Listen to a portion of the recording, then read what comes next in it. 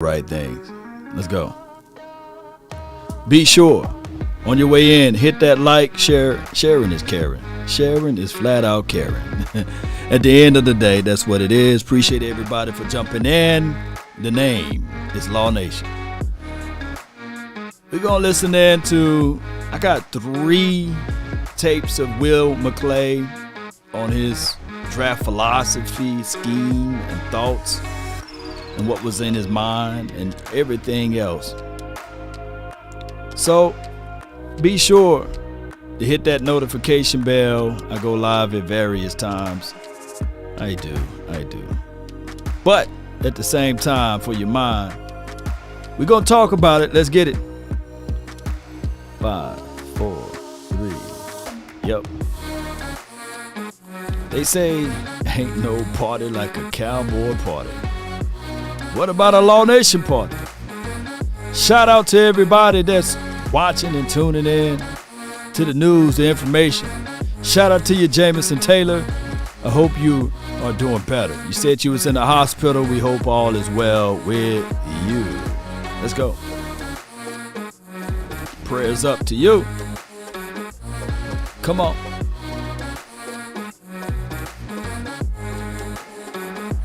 Shout out to you, Arnie, on the Facebook Groove of Things. Let's go.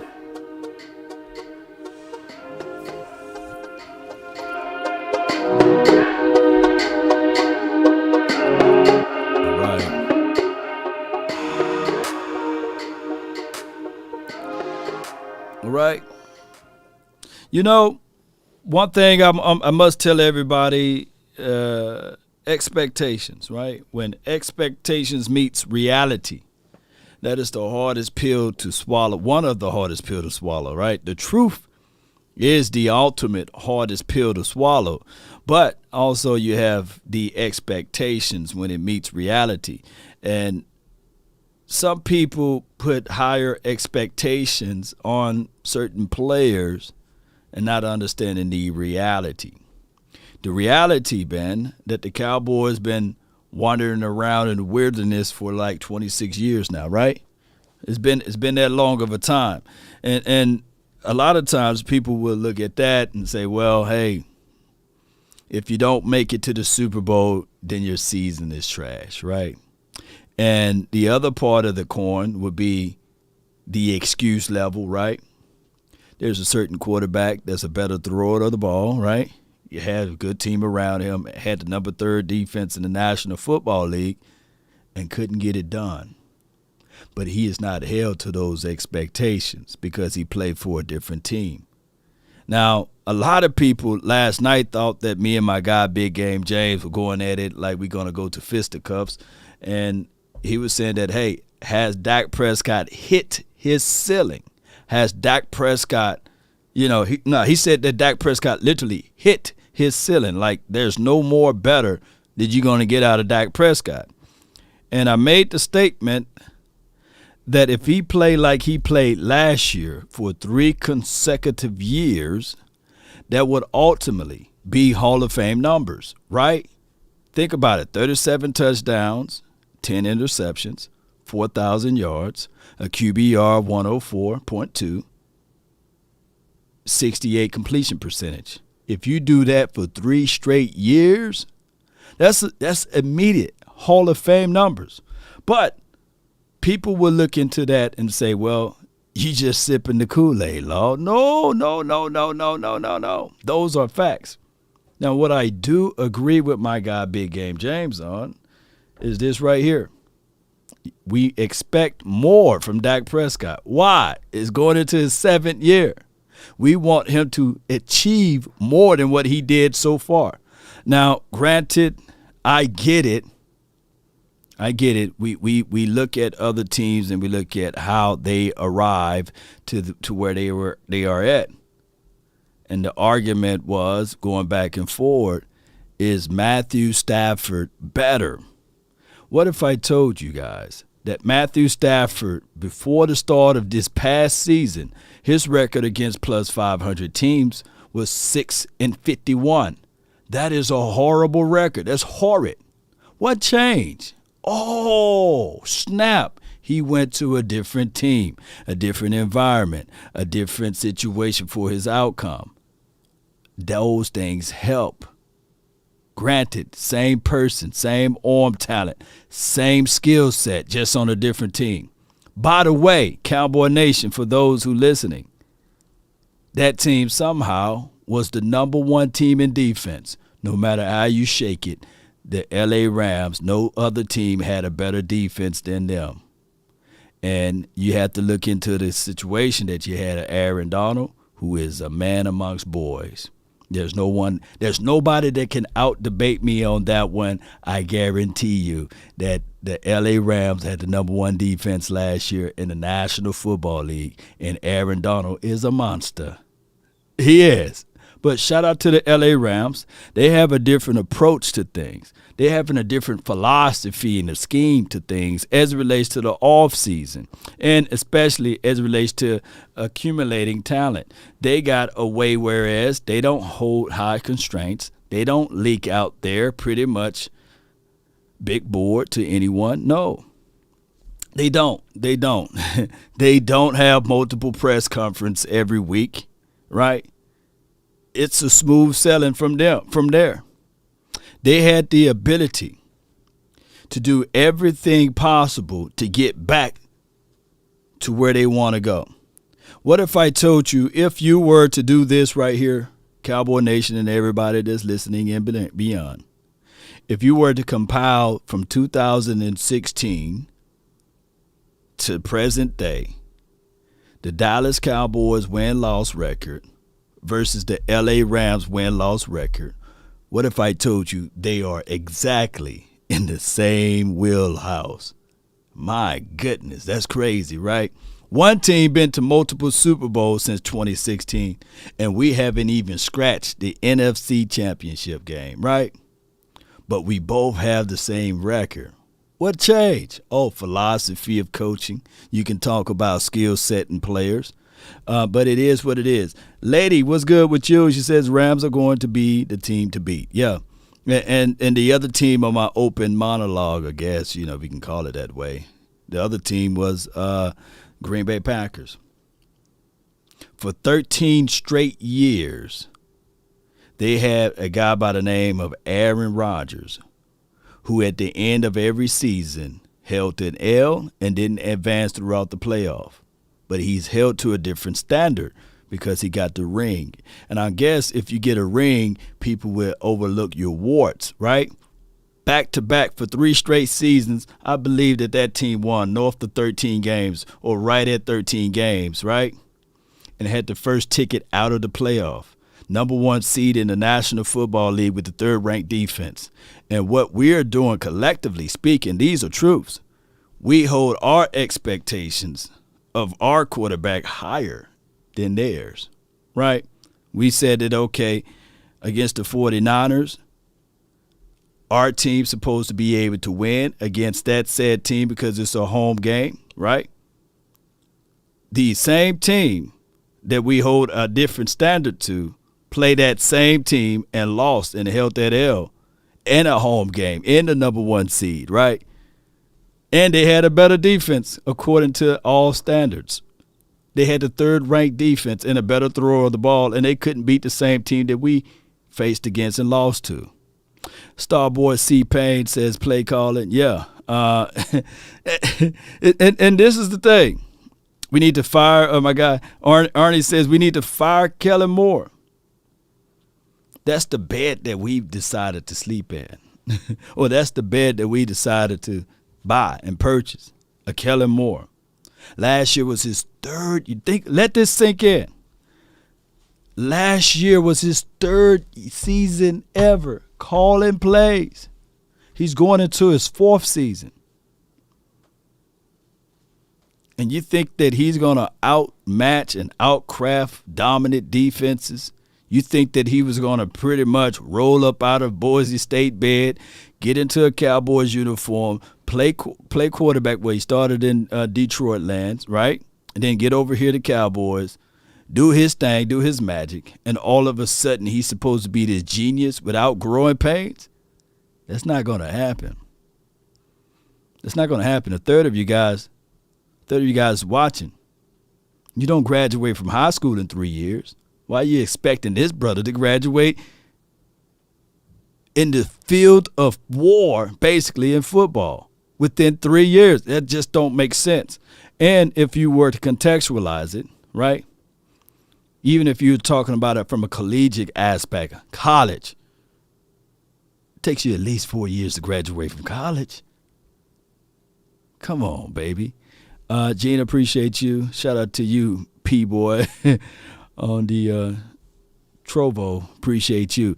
Bob Hick, thank you for jumping in. All right, so speaking of that, I got Coach. Well, now he's not coach anymore, but he's the VP of operations, Will McClay. I got 3 videos of him, and I got 1310 The Ticket. He was on that episode. He was on 105, and he was on DallasCowboys.com.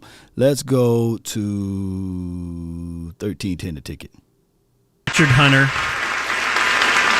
You probably forget about these things until we introduce you every year. No, that is burned in my memory back from my early days. It's just hard for us to believe that you were weekly on with Richard Hunter on the Wild Ass Circus 20 years ago, and here you are running the Cowboys drafts. Way to go! Way to go! Wow, you have just detailed my life in 3 very quick statements. All right, so this is probably a bear trap, but I'm going to walk into it. Just looking at your Wikipedia page, it does say that you were the defensive coordinator for the Desperados until the beginning of the 2004 season, when he was thrust into the role as head coach just days before the season. Why would that occur? Coach Joe left to join the Raiders. Oh, okay. That's not a so bear bad. trap. That's not anybody had a terrible disease or something. Good. No. Coach Joe had Raideritis. That's what happened. Okay. There are worse things. Yes. Well, you've been with the organization, though, for 20 years. So that's, I guess that's pretty incredible in this day and age as well. And things are going very well. Before this thing goes on, appreciate everybody on your lunch break. I didn't get a chance to listen to none of this audio, so I got virgin ears to it, so bear with me. So I don't know where to skip. I don't know where to skip at, so just bear with me. For the Cowboys, draft-wise, certainly since you've been involved. So what's your take, I guess, just generally coming out of this draft? Do you give yourself a grade? How do you do that every year? No, I don't give us a grade. I think the grade comes when we get them on the field and we see how well they fit into what we're trying to do, then how well they perform, and then do they kind of achieve what our expectation is. What we have is expectation. Like, we give a round value for players based off of some simple language based on our grade scale, and that's where they fit. And so there are some guys that are projected to start quickly, might take them a little bit of time. Some guys are more back. So we'll see if they hit that projection over the next couple of years. Correct me if I'm wrong about this, Will, but was there a game this year where, due to COVID protocol, you had a headset on? Were you on the sideline?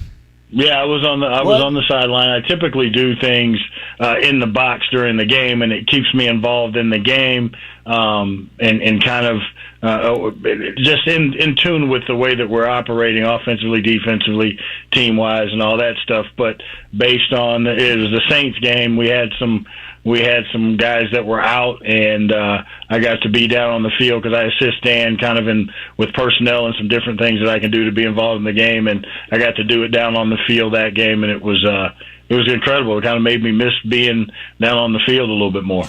You know what? I learned something new every day. I didn't know that Will was assisting in any type of operations on the field at play. So that's pretty good, man. Blake says Matthew Stafford in 2015, 32 touchdowns, 13 interceptions, 4,262 yards. That's not trash. Yeah, I agree.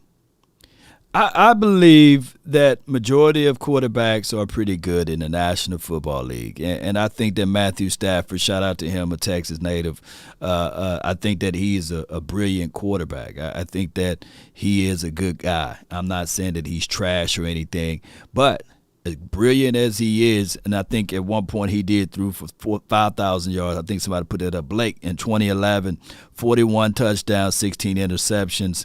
Yes, and 5,000 yards. But what this proved to everything, especially to what I'm saying, is that not one person wins the Super Bowl.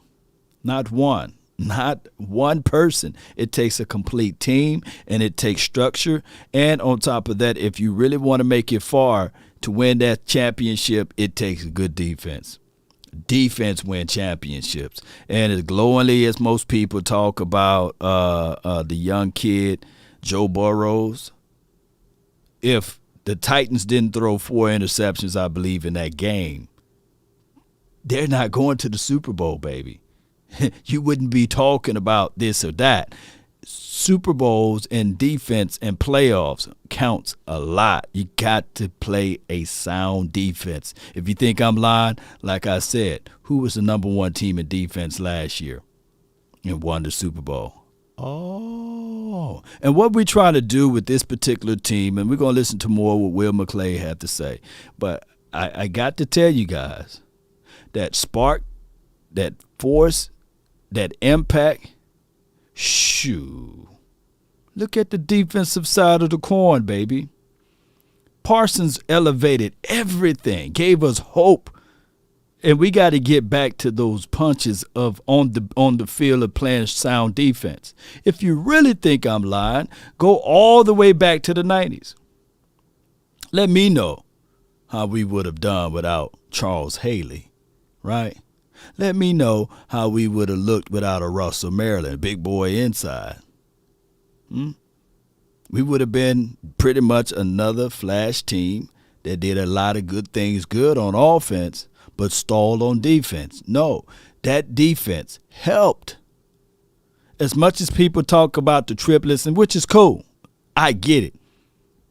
That's the flash. Everybody talk about offense. 30 to 50 years from now, people would probably only remember Aaron Donald off of that L.A. Rams team. But they're going to always remember. They're going to always remember Matthew Stafford. Trent Difford name still getting mentioned, and I'm not saying that Matthew Stafford and Trent Difford is the same person. But Trent will forever be remembered, right? But through the course of time, him and Brad Johnson, those two quarterbacks, they will be remembered. But the people on the defense fades away. For right now, Warren Sapp probably the only guy that most people can remember on that Buccaneers team on the defensive side of the coin, right? But they can't remember all of those guys. But they can tell you everything about the wide receivers and as well as the quarterback. So that's what I was going to follow up and ask, is that your job is very much a big picture, long-term, putting all the ingredients into the recipe together, but like actually being down there in the mix. That's not something a lot of guys who are in your position do. Is that something you would want to do more? I don't know. Like, how did you come out of that situation? It's just it's kind of a refresher on just how fast the game is. When you're up in the box, you see it. It's like watching on TV. You don't get an appreciation for how quickly things happen and the adjustments and the communication. And really, it was refreshing to me to go all of the different things that we look for in a player. Got to be on the field and go, why are they important on game day? And as a refresher as to why communication's key, how guys come off the field and they regurgitate to the coach what they see, how well they react to those things. And then just the size and the speed of the athletes. When you're down there on the field, you get a brand new appreciation for it. Right. Are they bigger than the guys you played against? You were in the Arena League, right? Arena. Yeah. These human beings are getting bigger, stronger, and faster. When you see Jordan Davis and Travis Jones and all these dudes that are 300 plus pounds run under 5 flat, when Back in the old Southwest Conference days, us corners ran, 4.6, 4.7, things like that. So the athletes are getting bigger, faster, stronger, and it's amazing to see the evolution of the NFL athlete, and then be on the field and to see how they use those things in real time. It made you want to get bigger, faster, stronger as an organization. Pay attention, write that down, and put that in your notation blocks, in your screenshot in favorites or what have you. Bigger, stronger, faster, and then you need to get faster in this league. I get a lot of flack, man, and I can't wait for the season to kick off on Sam Williams. And when you look at the tape, you can see that basically that guy is fast, right? But he was playing as a 3-4 defense, 5 technique. He had his hands in the dirt and a 4-point stand. And he just didn't really just pretty much stayed like that. He pretty much stayed like that for the majority of the games, right? And this last season was his first season playing along those edges, right?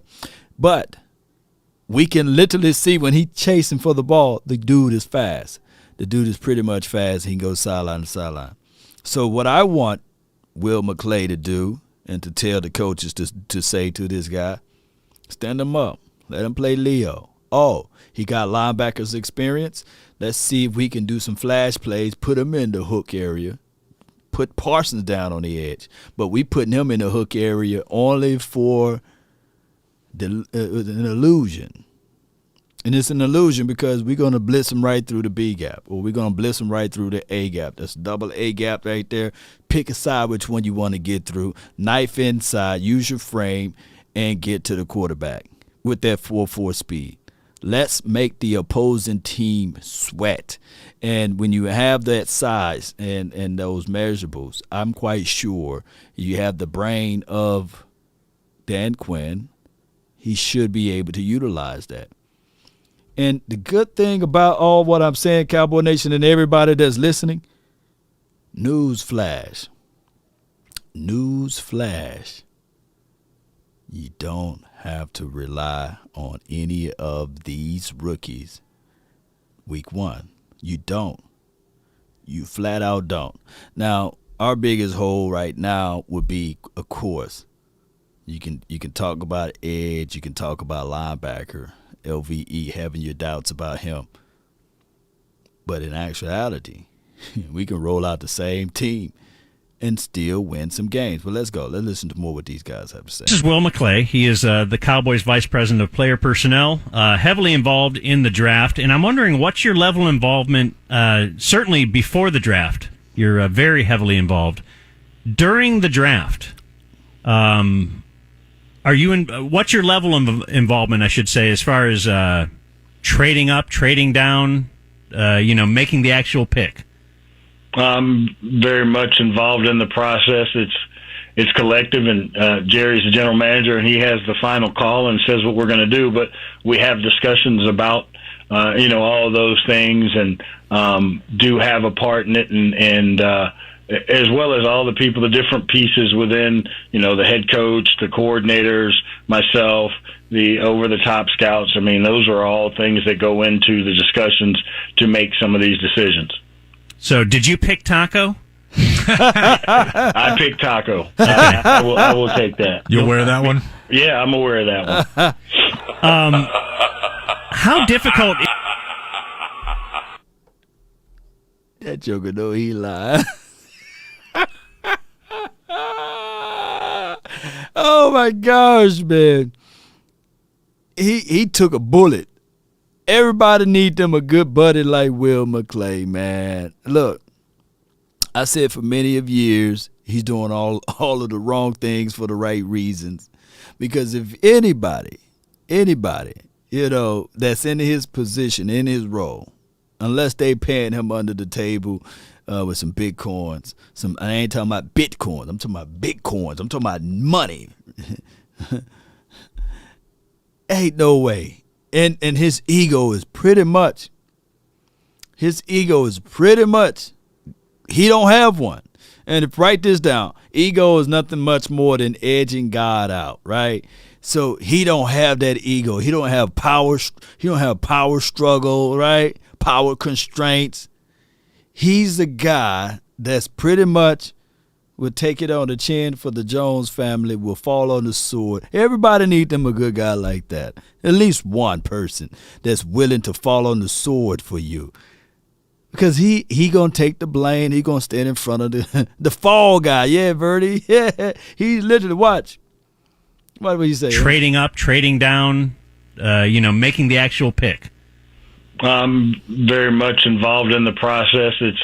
It's collective, and Jerry's the general manager, and he has the final call and says what we're going to do. But we have discussions about, all of those things, and do have a part in it, and as well as all the people, the different pieces within, the head coach, the coordinators, myself, the over-the-top scouts. I mean, those are all things that go into the discussions to make some of these decisions. So he said, Jerry had the final say overall, right? And then they're going to say, all right, who picked Taco? He's going to say, now I did, because we all know that Jerry said just a couple of days ago, Stephen Jones wanted that taco. with it. So did you pick Taco? Yeah, I picked Taco. Okay. I will take that. You're aware of that one? Yeah, I'm aware of that one. How difficult is it also just to, I'm wondering how big picture you think. For instance, a couple things. Right. Like, do you look at future drafts and how stacked they are at certain positions compared to this year's draft and how stacked or weak?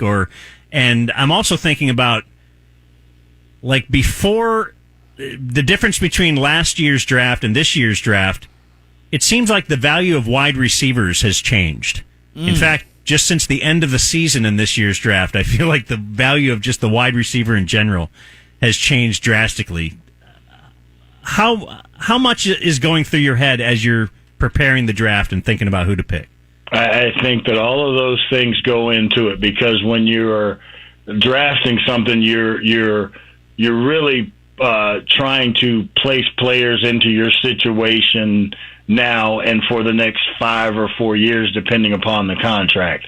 You look into the future, basically saying, okay, what is coming down the pipeline, but you have no, it really doesn't have any bearing on what we're doing in this draft, because we're looking at the ability and the upside and the progression of players that are in this draft.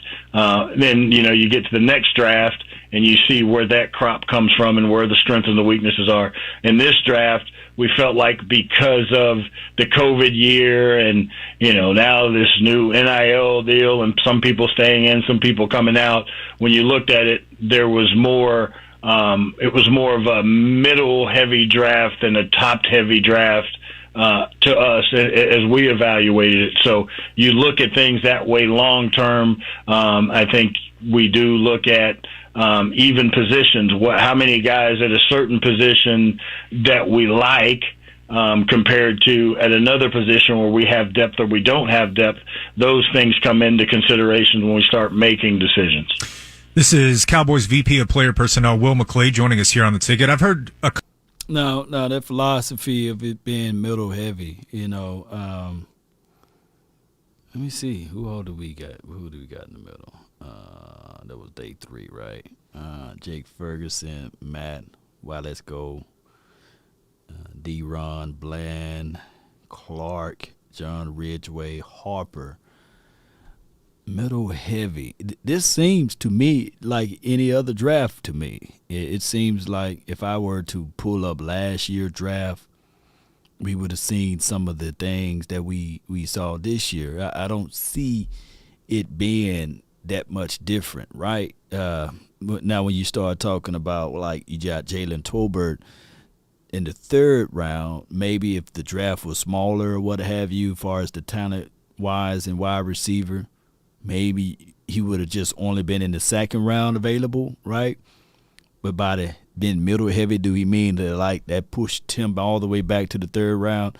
And then if you look up D. Williams, which is Sam Williams when we drafted him, but now he's going to be D. Williams.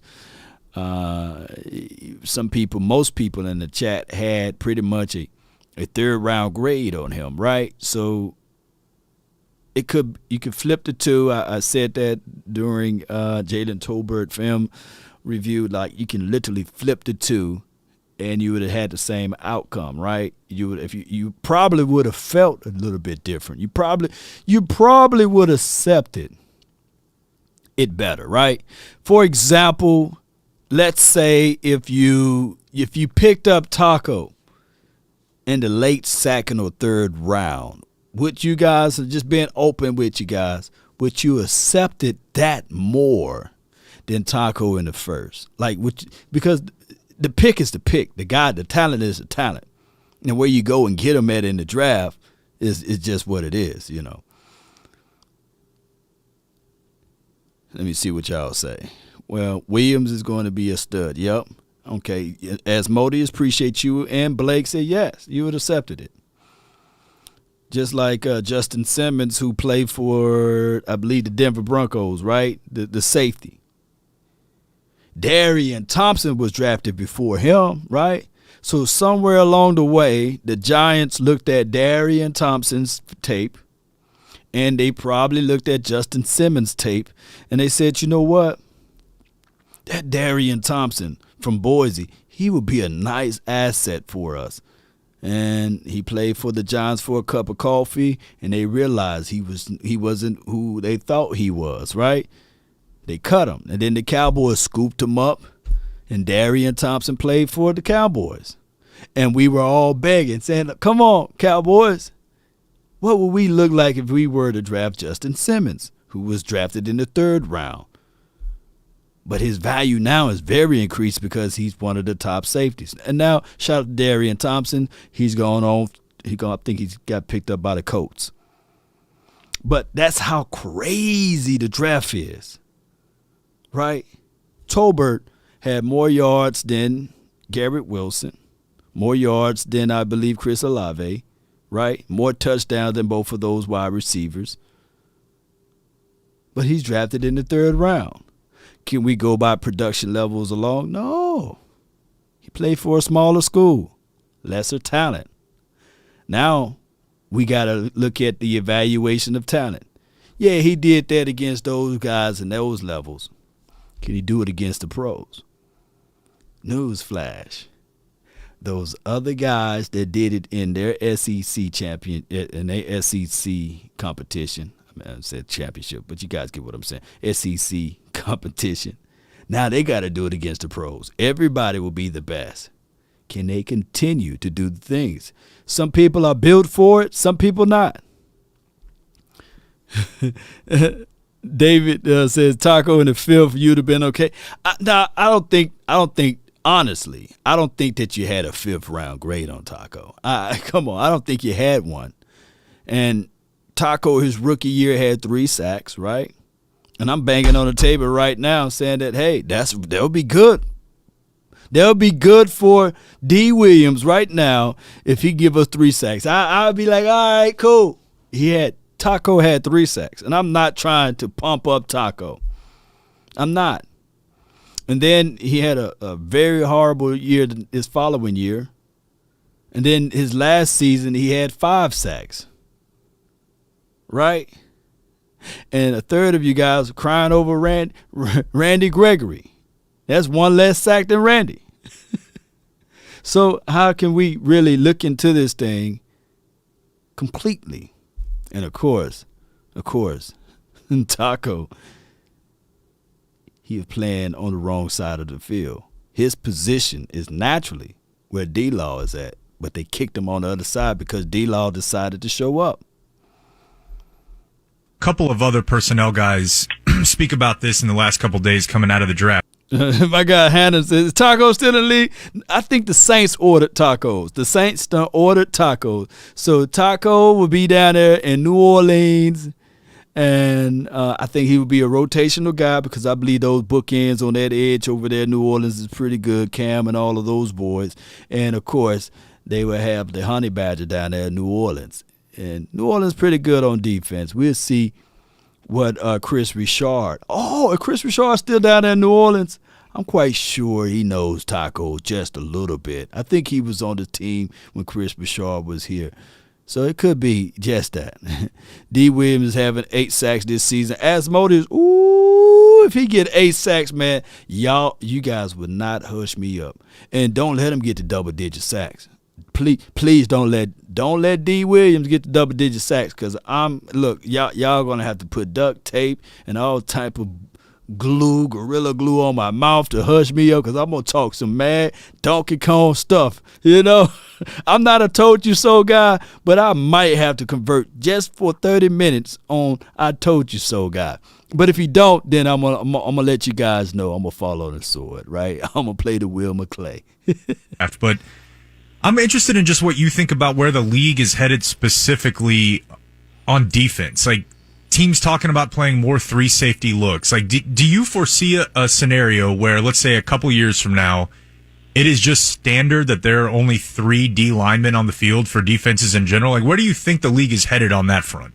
I think that there's a number of different strategies that you can use, but the game evolves.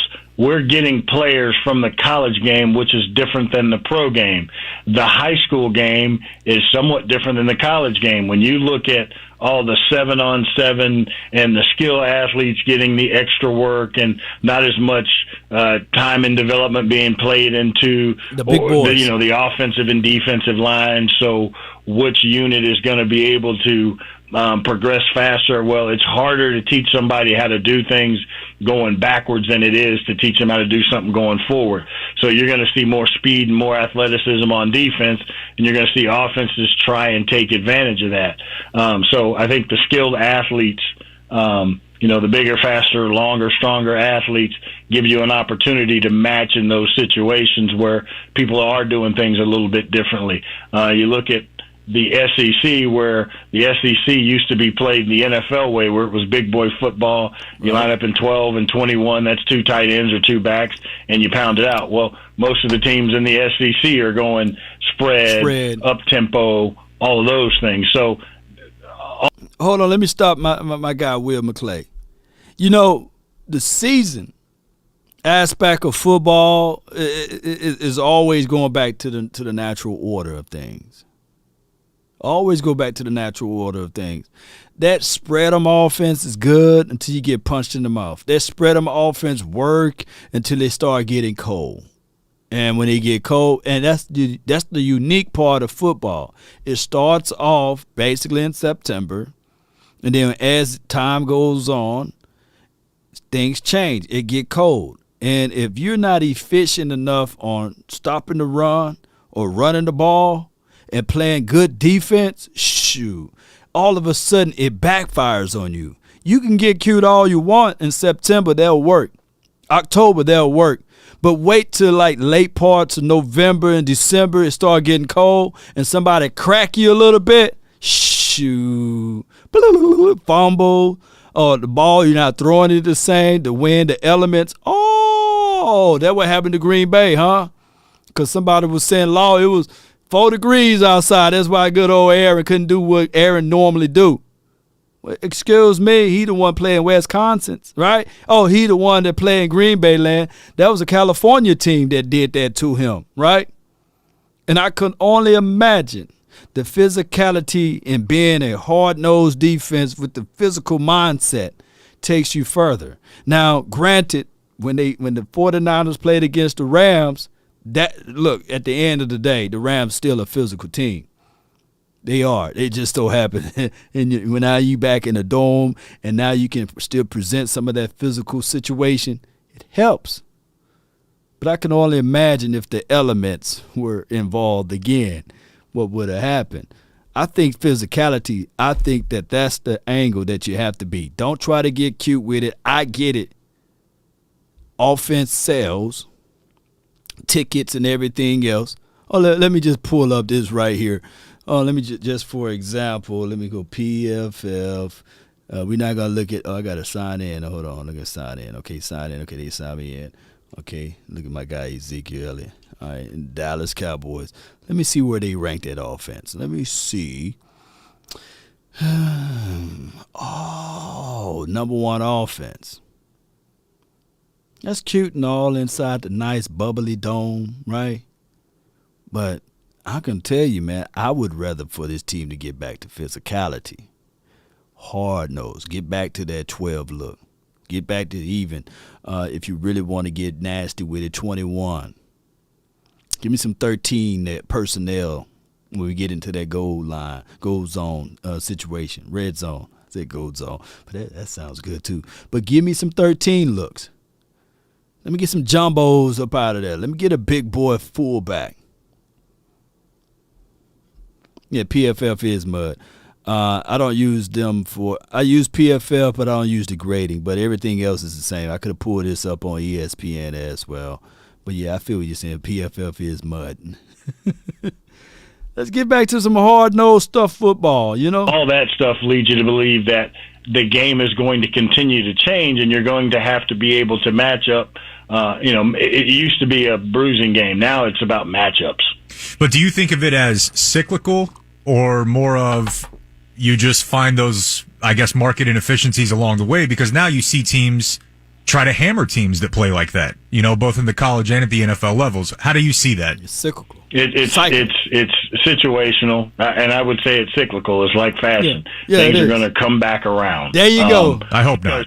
Yes, they will. There's some parachute pants that I don't think that either of us would look good in anymore. But it kind of changes, and it's about the matchups that you have in the game. We're trying to find a way to win the game based on what the other team does, and if teams are going 70 plays and going hurry up tempo and all that, can I get an advantage playing big boy football because nobody plays big boy football anymore? Right. Well, if this team's more physical, how do I beat them? So it's all about trying to win the game using the pieces that you have, and then are you able to get in enough work to have these different strategies work? Right. When do you make your first board for next year? Now. No, we won't make a board until we get around to December, but we'll have a general idea as the grades come in. We're going to start doing some summer projects, looking at guys now. Mm-hmm. So the process starts really soon here as us getting into the next season and kind of understanding where the strengths and the weaknesses are of the next draft. Like, do you have tell us who's, right now, if the draft was today, who'd be the number one overall pick in the next draft? A young man that has a lot of ability, but I cannot tell you the name right now. Wow. See? Get him, Will. He knows what he's doing. He's a pro. Yeah. Wild Ass Circus. Yeah, I've been around you guys too much. I know how tricky you are. And he's deflected better questions than that. Trying to get people to do things that they're not really comfortable doing. I know how you work. Mm-hmm. Well, we appreciate your time, man. Unless you had something else there, No, Jake? I think we're good to go. Were you about to say the same thing I just did? I think I was about to say the same thing you just said. We appreciate your time, Will. Thank you guys very much. We'll see you. That's good, man. That's 1310 the ticket. Let me see if I can share this link with you guys. I know that we normally listen to 105.3 The Fan, which is the official station for the Cowboys, but Will McClay know what to say. All right, so that is the official link there. So click on that if you can see it, and if you want to listen to it, it's like 9 minutes long. It's 9 minutes long, and they got some good stuff in there. Cowboy Nation. All right, y'all want me to keep going? Who got my like report, man? Let me see if I got some. FBI, open up! What's my like status, baby? Let me know at least you guys want me to continue to go. If not, we can do something else. They released Say Woo. Oh, well, that must be that Ryan Nall must have been really impressive. Matchup. You know what I learned from Will McClay? Let him call the offensive plays. That's what I've learned. I am joined by Cowboys Executive Vice President of Player Personnel. The title is always... No, Nick Ralston was released too? Highlights? Nick Ralston released or Ryan Nall? Which one of those boys released, man? Appreciate you, Quentin Lee. Run it up. Yeah. Let me know. Appreciate y'all hitting that like, baby. Man, y'all some real ones, man. Y'all some real ones. Yes, indeed. Yes, indeed. Let me get my siren. 26 likes. Come on, man. That's all I got, Gina. Gina! What is going on, man? Y'all don't like me today?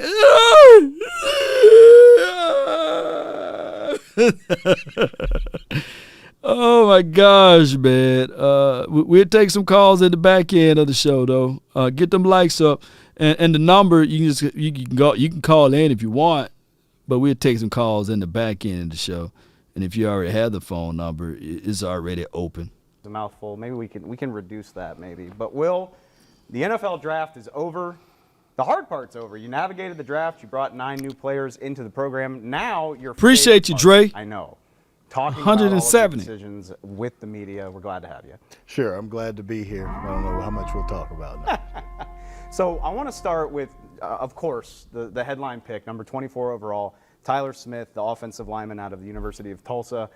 And I'm curious for your philosophy on this because I think, at least among outsiders, the line on Tyler is young player, obviously, just turned 21, a lot of developing to do. Y'all seem to have a view in mind of him. He could play guard, he could play tackle. It seems like this is a very big picture pick. And I'm just curious, when you talk about a guy like this who's got so much growing to do, how do you weigh the immediate impact that a guy can make versus the long-term outlook of what he could be in future years? I think you have to look at it both ways. You have to have expectations of what you can get from the player initially, and we feel like that he has all of the traits to be a productive NFL player now. Put him at guard, maybe that, start him there. Maybe that gives him an opportunity to kind of work on some things, and there's not as much space as when you play tackle in the NFL. But I think the mindset, the physicality, and all of those tools are really positive. And then the more he plays, the more reps he gets. Now that's our long-term vision for him as well. So Tyler is 6'5", 324 pounds. He's a big guy. And that seems like it was a theme in this class. Like whether it's him, you go all the way down the line to Matt Waletzko, the tackle you drafted, John Ridgeway. You seem like you drafted a lot of big guys with bad attitudes. And I mean that in the nicest way possible. Was that a conscientious decision? And if so, what did you see in the current makeup of your roster that made that a priority? I think we won 12 games last year, and what we want to do is add to that. And when you start talking about what you can add to your football team to be better, football is a big man's game. So we wanted to have continue to add big athletic players to our roster. And I think the big thing was to add more of that physicality, more of that temperament to what we do in our team on both sides of the ball, offensively and defensively, winning the line of scrimmage. And part of that, you do it with athleticism, but you also do it with attitude. One of my favorite tidbits from draft weekend was when Jalen Talbot told us that he got a phone call from Dak Prescott. I'm just curious, and we gave you all a hard time on Friday night, and of course I'm not asking for like the list of guys that Dak called, but I am curious. Dak is such an asset to this franchise. He's the franchise quarterback. In this process, what is his role exactly? I mean, do you give Dak Prescott a list of guys you like and say, hey, we'd love you to do some work on this? Or is Dak more involved with that in the idea of like, hey, I like this receiver. Like, this is a guy that I'd love for y'all to focus on? No. Before he give that answer there, that was bizarre that the Cowboys did that. But if you look at Jalen, he looked like a kid on this one.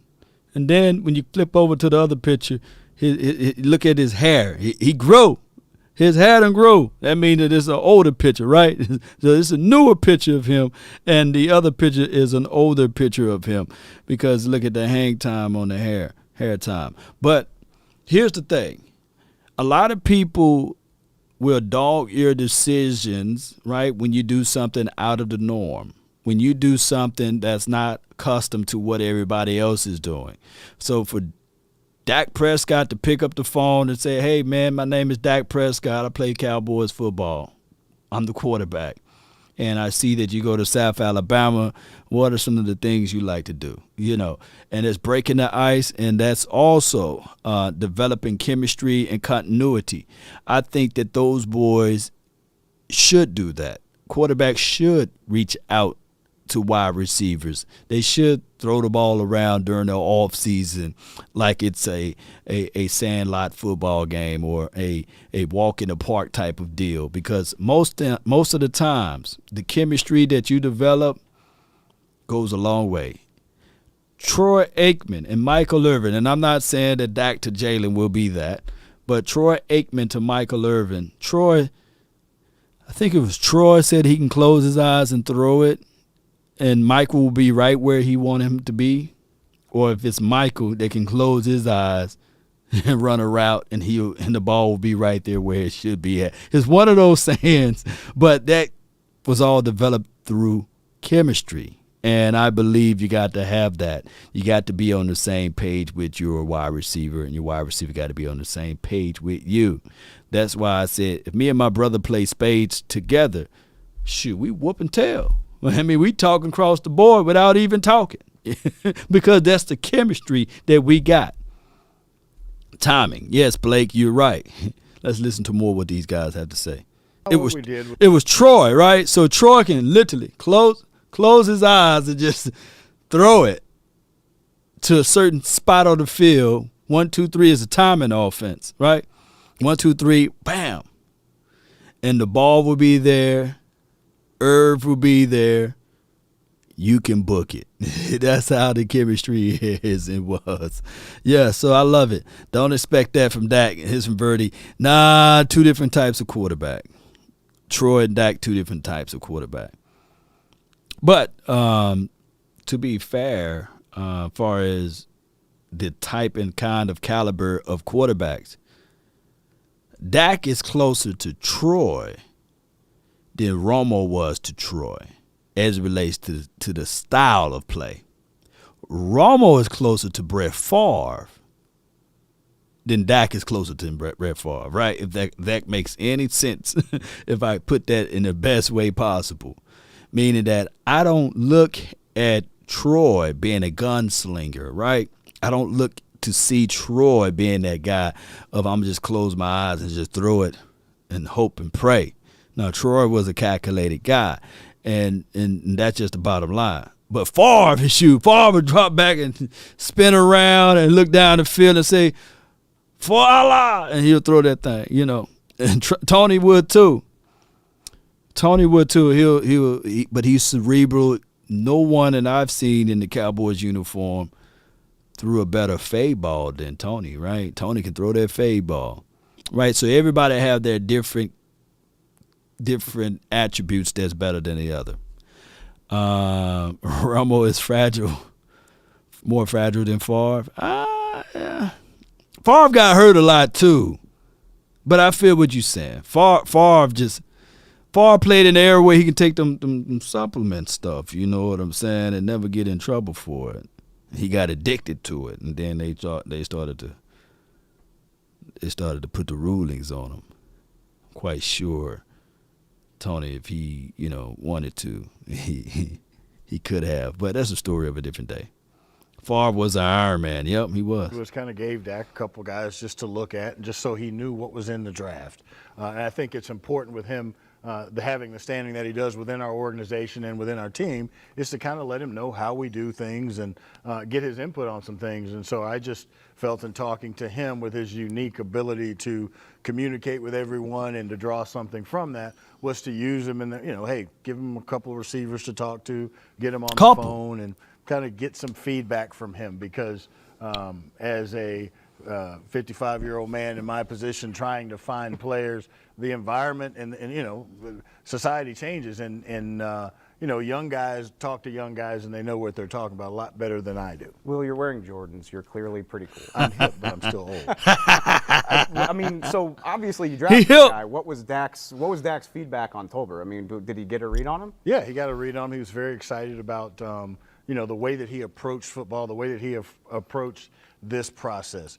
Who's to say what's going to happen when he gets on the field with us? Right. But you look for the preparation, the mindset going through this. It's a job interview with 32 teams, and Jalen came. He was well focused. He knew what he was all about. He knew what he was good at. He knew what he had to work on. And I think that feedback and conversation with the quarterback gives him, a little bit of leg up because they clicked at that point in that conversation. No doubt, man. I'm reading some of y'all comments here. Shout out to you, Jim Laws, my guy. Favre was Iron Man. Appreciate everybody. Thank you guys for jumping in. before I was throwing that thing 90 miles per. Yeah, Troy was accurate as hell. Yeah, he was. Accuracy of Troy was very good and on point. And of course, modern day time doesn't equate to past day time because completion percentage and yards or what have you, both past quarterbacks or current quarterbacks, Tony and Dak Prescott, from an accuracy standpoint, their accurate numbers from quarterback completion percentage as well as QBR is a whole lot, or passer rating is a whole lot higher than Troy. But here's the thing, different eras, right?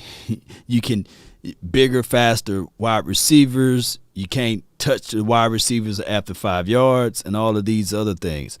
And also, Troy never had it comfortable. He never had the comfortable bed until like the Switzer era, But Troy had heat. Steve Wash was down his neck, and if you guys think Steve Wash was somebody to sneeze at, no, you couldn't sneeze on that. And on top of that, Cowboy Nation, you had Rodney Peete, he had Steve Berline, he had always had some type of heat, and Coach wouldn't allow him to get anything going in a decent way. Let's see. Tolbert is a dog, period. He is going to show up and show out. Yep. I can't wait to see it. You mentioned that's kind of it's a Dak thing. And in your long. Kosar is the other name. Yeah, Bernie Kosar. He had Berline too, right? Let me know. Yeah. Let me see. Kosar, That's why they need RG3. Have you looked up RG3 the last time he played and his numbers and everything? I don't think that shout out to RG3 though. Shout out to him. But he just gives me that vibes of Ravens Washington guy. I just don't see him as a Cowboys silver and blue, even though he's from Texas. I just don't see that out of him. Long experience doing this. Is that normal to? I know guys will call a prospect once he hears his name called, but is it normal to have a quarterback involved in the process before the guy's even drafted? I don't know what other teams do. I don't know what's normal. I just felt that it was important to get Dak involved in it, and we've talked about the importance, again, that he has for the organization and that the way that he connects with everybody. So I thought it was an opportunity to get him involved in the process and get more information on prospects. 4 of your first 5 picks, I believe, starting with Sam Williams in the second round, were Senior Bowl guys.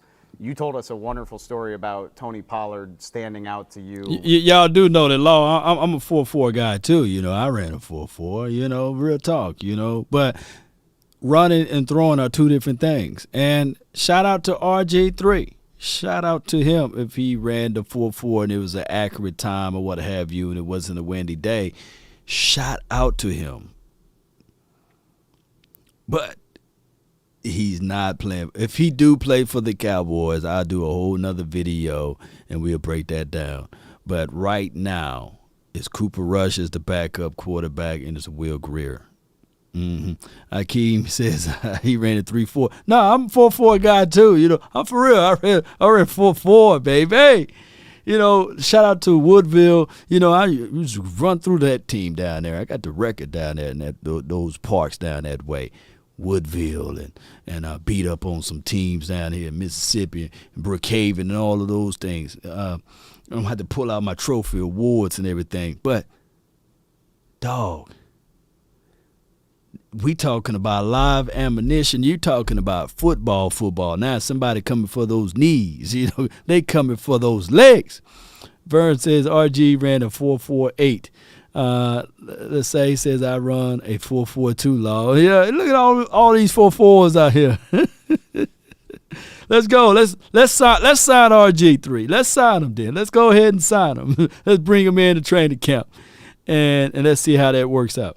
In 2019, it doesn't matter who, but do you have a story about one of those guys, or you can even cheat any prospect that you came away with, just a story about how that guy kind of popped up on your radar? It's different guys at different points in time. We go into the meeting and we go into the Senior Bowl week, and the scouts that have seen them, the area guys, will give their opinions on them, and then I kind of want to go at fresh eyes and see what they were talking about, and if I see it any differently. So there's a number of different guys that just having an opportunity to see them live and in person, and then to speak with them kind of gave me more insight on who they were. I don't have any specific guy that I want to give you, but we met with a number of guys, and Damone Clark was one. There we go. There you go. Damone Clark was Specificity. one at the Senior Bowl. When you sat down and talked to him, I know he was all business. He was all about ball. He wore that number at LSU for a reason, and you got that feeling when you met with him in person. You know I love hearing that, right? Yeah. Okay, I want to wrap. All right, so let's look at this. I'm just looking at good old. Okay, no games, 17, 16, okay. 2016 was his best year, the last best year. He had 147 attempts, 886 yards, 2 touchdowns, 3 interceptions. That's 2016. Let me go to 2015. No games, okay. 2014. 214 attempts, 1,694, 4 passing touchdowns, and 6 interceptions. I'm not even looking at the grades. We're not going to look at the grades, okay? We'll look at these production levels in 2013. I believe that's when he had 456 attempts, 3,206 yards, 16 touchdowns, and 12 interceptions. That's a little bit better. Y'all crucify him if he was playing for the Cowboys with those numbers. All right, 2012. That was the year, right? That was the year. All we had to do was win or go home, and they won that final game. That's when he was with the Washington team.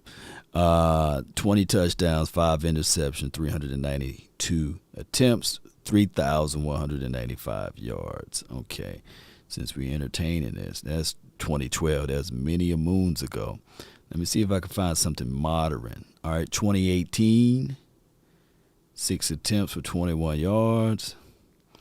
2019, 38 attempts for 225 yards, 1 touchdown, 2 interceptions. 2020, 14 attempts, 42 yards. He managed to pass 2 interceptions, though. It's an ongoing trend. And, of course, he didn't play. So the last time he played was in the pandemic year, in the year 2020. And we still have people banging on the table because he ran a 4.40. If that's the case, Orlando Scandrick ran a 4.3. We should just bring Orlando Scandrick back because he ran a 4.3. I get it, right? You know, people, I get it, man. I flat out get it. People would do anything to turn a story, to get some views and clicks or what have you. And he need to be comfortable in his booth, talking about the game, not playing the game. Shout out to Robert Griffin, though. But I don't see it. I just don't see it, that all of a sudden this guy is just going to resurrect from the 2012 year. And it's 2022. I don't see it, man. Get Nick Foles. RG played on bad teams. Bad team or not, man? Come on, bro. Come on. All right, so put it like this. Who was the worst team last year in the National Football League? And we're going to pull up that team's quarterback. Who was the worst team last year? Who had the worst record last year in the National Football League? What was it? The Jets? Cooper Rush stats look pretty good. Let me pull. Cooper Rush stats. Cooper Rush. And 3 touchdowns, 1 interception, 47 attempts, 422 yards. All right.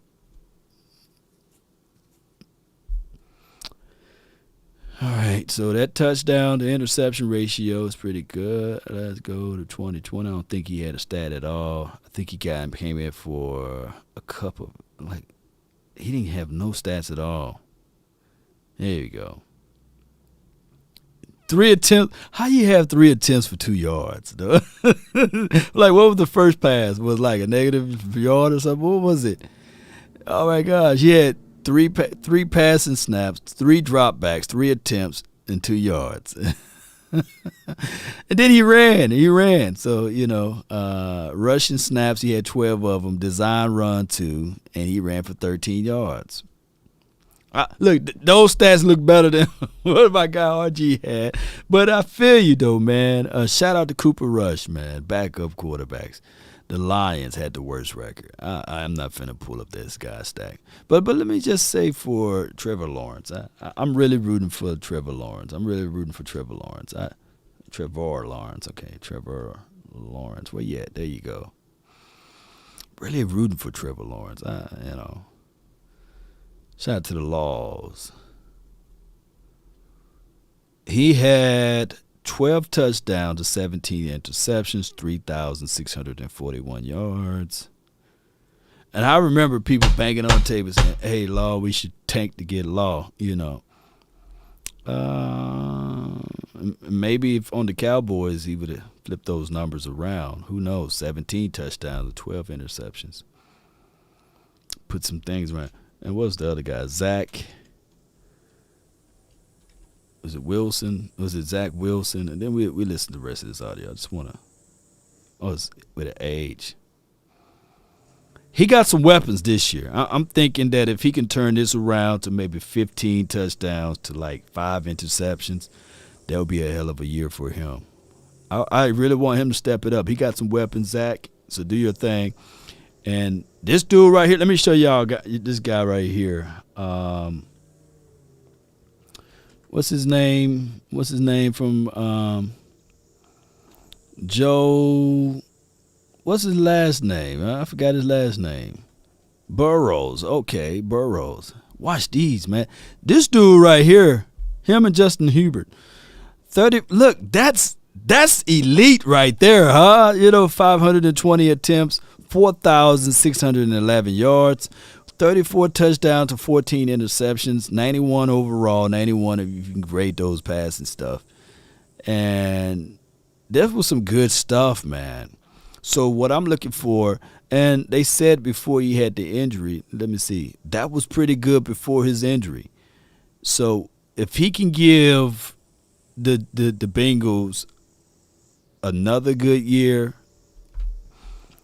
it'd be a good situation for him, Joe Burrows. Man.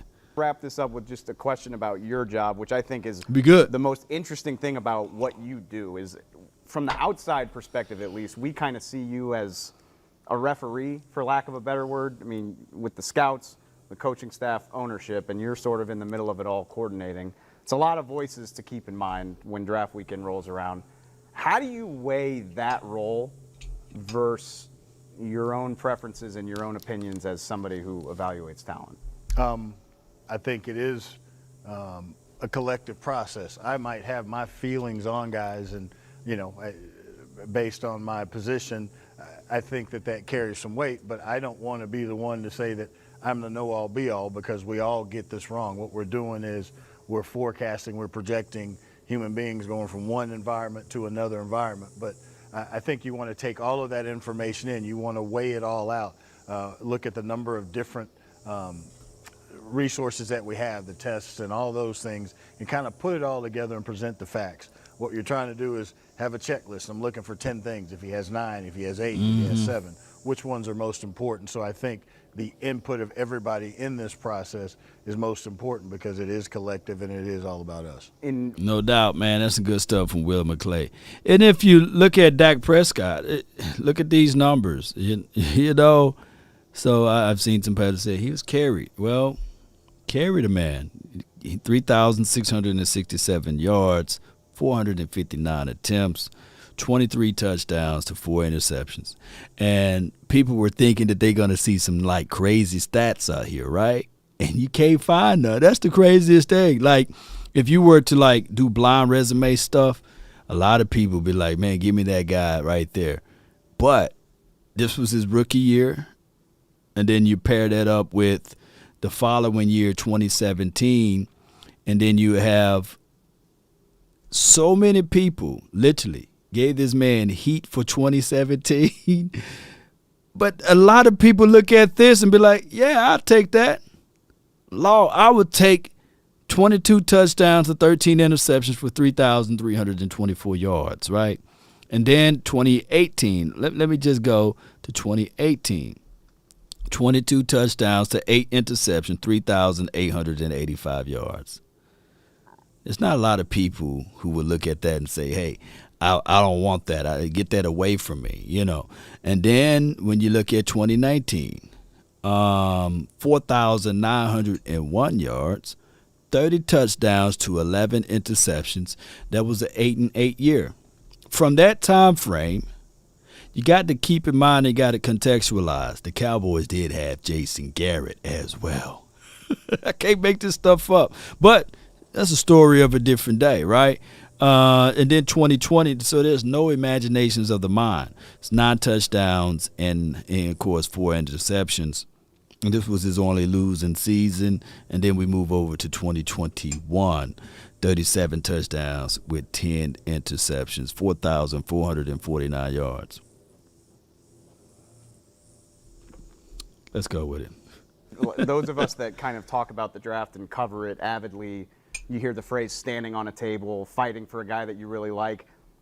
Is there an element of that in your job, or is coordinating the rest of that too much responsibility to worry about? No, I think it's an element of my job because I'm in the position for a reason, and I think that the work that I put in and what I will say about a guy that has some, it carries a little bit of weight, but I've been wrong, I've been right, and I've been wrong, and I think the input from the other people just causes you to check your facts and check your thoughts and check your beliefs and get it right. Cowboys rookies hit the field next weekend. I'm very excited, as always, to see what we got in those guys. Will, thank you so much for joining us, man. Shout out to Willie McClay. How long I've been live, Cowboy Nation? And let me see how long I've been live. Appreciate everybody for jumping in. Thank you guys for being part of this episode as well. Let's see what we have here. I got Mr. Passion. What's good? Talk to me.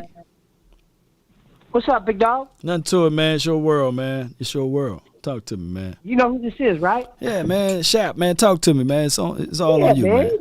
Hey, and I gotta come in here and spit some fire to you, dog. Okay, I got my umbrella ready. Come on, bring it. Hey, that Tyler Smith, I think he's gonna be just fine. We need to just chill, be patient, let the coaches do their job, see what happens. Let Mike McCarthy do his thing, or what he gonna do. Let the offensive line, help the young guy along. I think Tyrone can help him out a little bit, and so can Zach. Because you still got 2 veterans right there. Didn't give him some pointers and stuff like that. So, I think he'd be all right. Just leave him at left guard, let him develop, let him gain some confidence, and let's get rolling with this run game, along with Tony Pollard and Mr. Ezekiel Elliott. Let's get rolling. He like they keep saying, he a mauler, he mean, he nasty. I'll let him be nasty. Let him road break these fools, Yeah, relegate. Yeah. And then you got some undrafted guys too that, what's that Valesco guy that played a little bit of tackle too, so right. We got some depth on the offensive line. We got some G's up on the offensive line that are undrafted. And I also looked at some of the film of Dontario Drummond too, the wide receiver from Ole Miss, the same school that Mr. D. Williams is from. Right. That boy's real too. Yeah. Don't sleep on him either. Don't sleep on him either. Right. The only thing that knocked him, man, my nephew. He's around the same age as my nephew, a couple of years older, of course, and he ran a 4.6 40 time, but it was on a bad day, and he's naturally he's a 4.4 guy. But on his pro day, what have you, he ran the 4.6. Maybe he had the wrong oodles and noodles, but he's a 4.4 guy, but he ran that 4.6, which hurt him. Go ahead. Yeah, but if you look at the film, he still catch the ball. He still come down with it. Right. He still was in the end zone. He still was going over the middle. Right. He was doing like Jalen Jalen Talbot, but Jalen Talbot got more speed. Jalen Talbot one-handing the balls on double coverage. Going across the middle, breaking away from people. So that's where Jalen Talbot, y'all fall asleep on him, you're going to fall asleep at the wheel and get got. You're going to get them bullets, okay? Get those bullets, man. Them bullets big time, I appreciate you, man. What else you got for the show, man? What else you got? What else you want to spit at me, man? What do you think about it? You think this Damone Clark, you think he might be able to come back maybe by close to the end of the season? Because I watched footage on him too, dog. Either you forget he played next to Jabril Cox, who hasn't played yet, but you got to remember he played next to him. Don't sleep on him, Well, the thing is with Damone, he did an interview the other day, and he said if he needed to play today, he will be able to play today, and that was from his mouth to all of the people's ears. But here's the thing, though. His type of surgery takes 6 months to properly heal, and I don't want to rush him. He got to have to take his time. So take his time, get ready for 2023. That would be my opinion. Don't rush it. Yeah. Be anxious for nothing. I don't want to rush it. But appreciate you, man. Thank you so much, Chap. Thank you for calling in, fam. I love you. You know that, Law. You fan of me. I had to call in, give some positivity and some passion to this thing because I'm going to work pretty soon, and I just, me, I've already shared and liked your content on Twitter and stuff. I do that all the time. And I even did that when y'all did the final word last night. Even though I missed it, I still went back and watched it and shared it and all that stuff because you guys, you're all knowledge and shit like that and teaching me stuff, so I give love for that, and you guys are fan of me. You fan of me, so we're gonna have a good year. I think we're gonna go be 14-2 this year, but we'll see. That's we still early, so we'll find out by mid-season what we're gonna be like. No doubt. But I think we're gonna be nasty. No doubt, man. I appreciate you, man. Thank you for calling in, Chief. How about them Cowboys? Yeah, I'm going to ask you to do that, too. Yeah, let's go with it. Appreciate you, man. Know. Yeah, I already know. Good, all right, bro. I was trying to fix something right. He was on the line, but y'all give me 1 second, man. Y'all give me 1 second. We got some more people in the chat. Hold on. That called in. I got to fix something. I got to find it first before I can fix it. So y'all pair with me. So if I'm looking down, that's me trying to fix this. Where are you? Where are you? It is why that's going on. Let me do this right quick. Why that's going on. Do the area scouts and then the top guys, and then putting it together with, and they've been at a difficult in a difficult position over the past 2 years. Typically with our collaborative sort of effort that we use, it's the scout spending time with the coaches, being around it, being familiar, hearing the language, and making it that much easier. But for 2 years, they haven't really been around the coaches. And so the work that they've put in, that leads to us having good drafts and having all the information and having a chance to, do some good things in the draft. No doubt. That's Will McClay. All right, man. Hey, some people got 20 grand. Some people got 50 grand. But what if I told you I know a guy by the name of 100 grand? You live. What up, my guy? What's going on? Nothing to it, Chief, man. Talk to me. How you feel about this draft? I like it because I understand what's going on. Mm-hmm. See, when you don't understand what's going on, you're going to be confused and mad because you don't understand the plan. But once you understand the plan and you understand how they trying to maneuver and do this thing, then you can figure everything out. Right. It's not all about the names, man. Right. It's not all about the names. You get your name by what?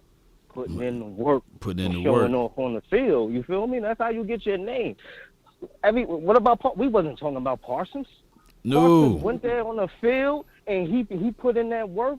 And now he one of the top guys in the league. Absolutely. And it's all about your system, Law. It's all about your system.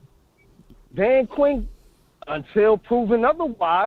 Shoot, Dan Quinn got that work, man. Shoot, he know how to get those boys to working, man. And I think Dan Quinn gonna put his hands on D. Williams. He gonna put his hands on. Yeah, it's gonna be nasty. He gonna put his hands on the other dude too. It's gonna be nasty, and what you were saying, it's not about that one guy. It's about who you playing around. You got to understand. coming into next year, they're going to double Parsons. They're going to keep an eye out on him to see where he at. So they got to account for him right off the bat.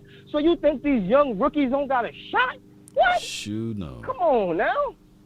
Come on with it. Come on. Come on with it. Come on. Don't forget about Tank. You got to account for Tank. You got to account for these. That's what I'm saying. These guys are going to get chances to make some noise. They're going to get some chances to make some noise because we got guys on this defense that you got to account for. Come on. You ain't going to let me ask you this. Let me ask you this, 100. How many people did we lose out last year? How many people did we lose out on this team last year? Can you answer that question for me? One. Can I get a one? One. One. Yeah. Not a fifth. Oh, one. Come on. We got one person. Everybody else is back. Everybody else is back. Everybody.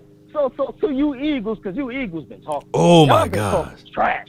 I can't say, Long, you heard it, man. They've been talking trash. Listen here. Y'all got spanked last year twice. Y'all got these new additions, but Law, it's all about scheme, right? It's all about you can have a guy come from a team and be nice.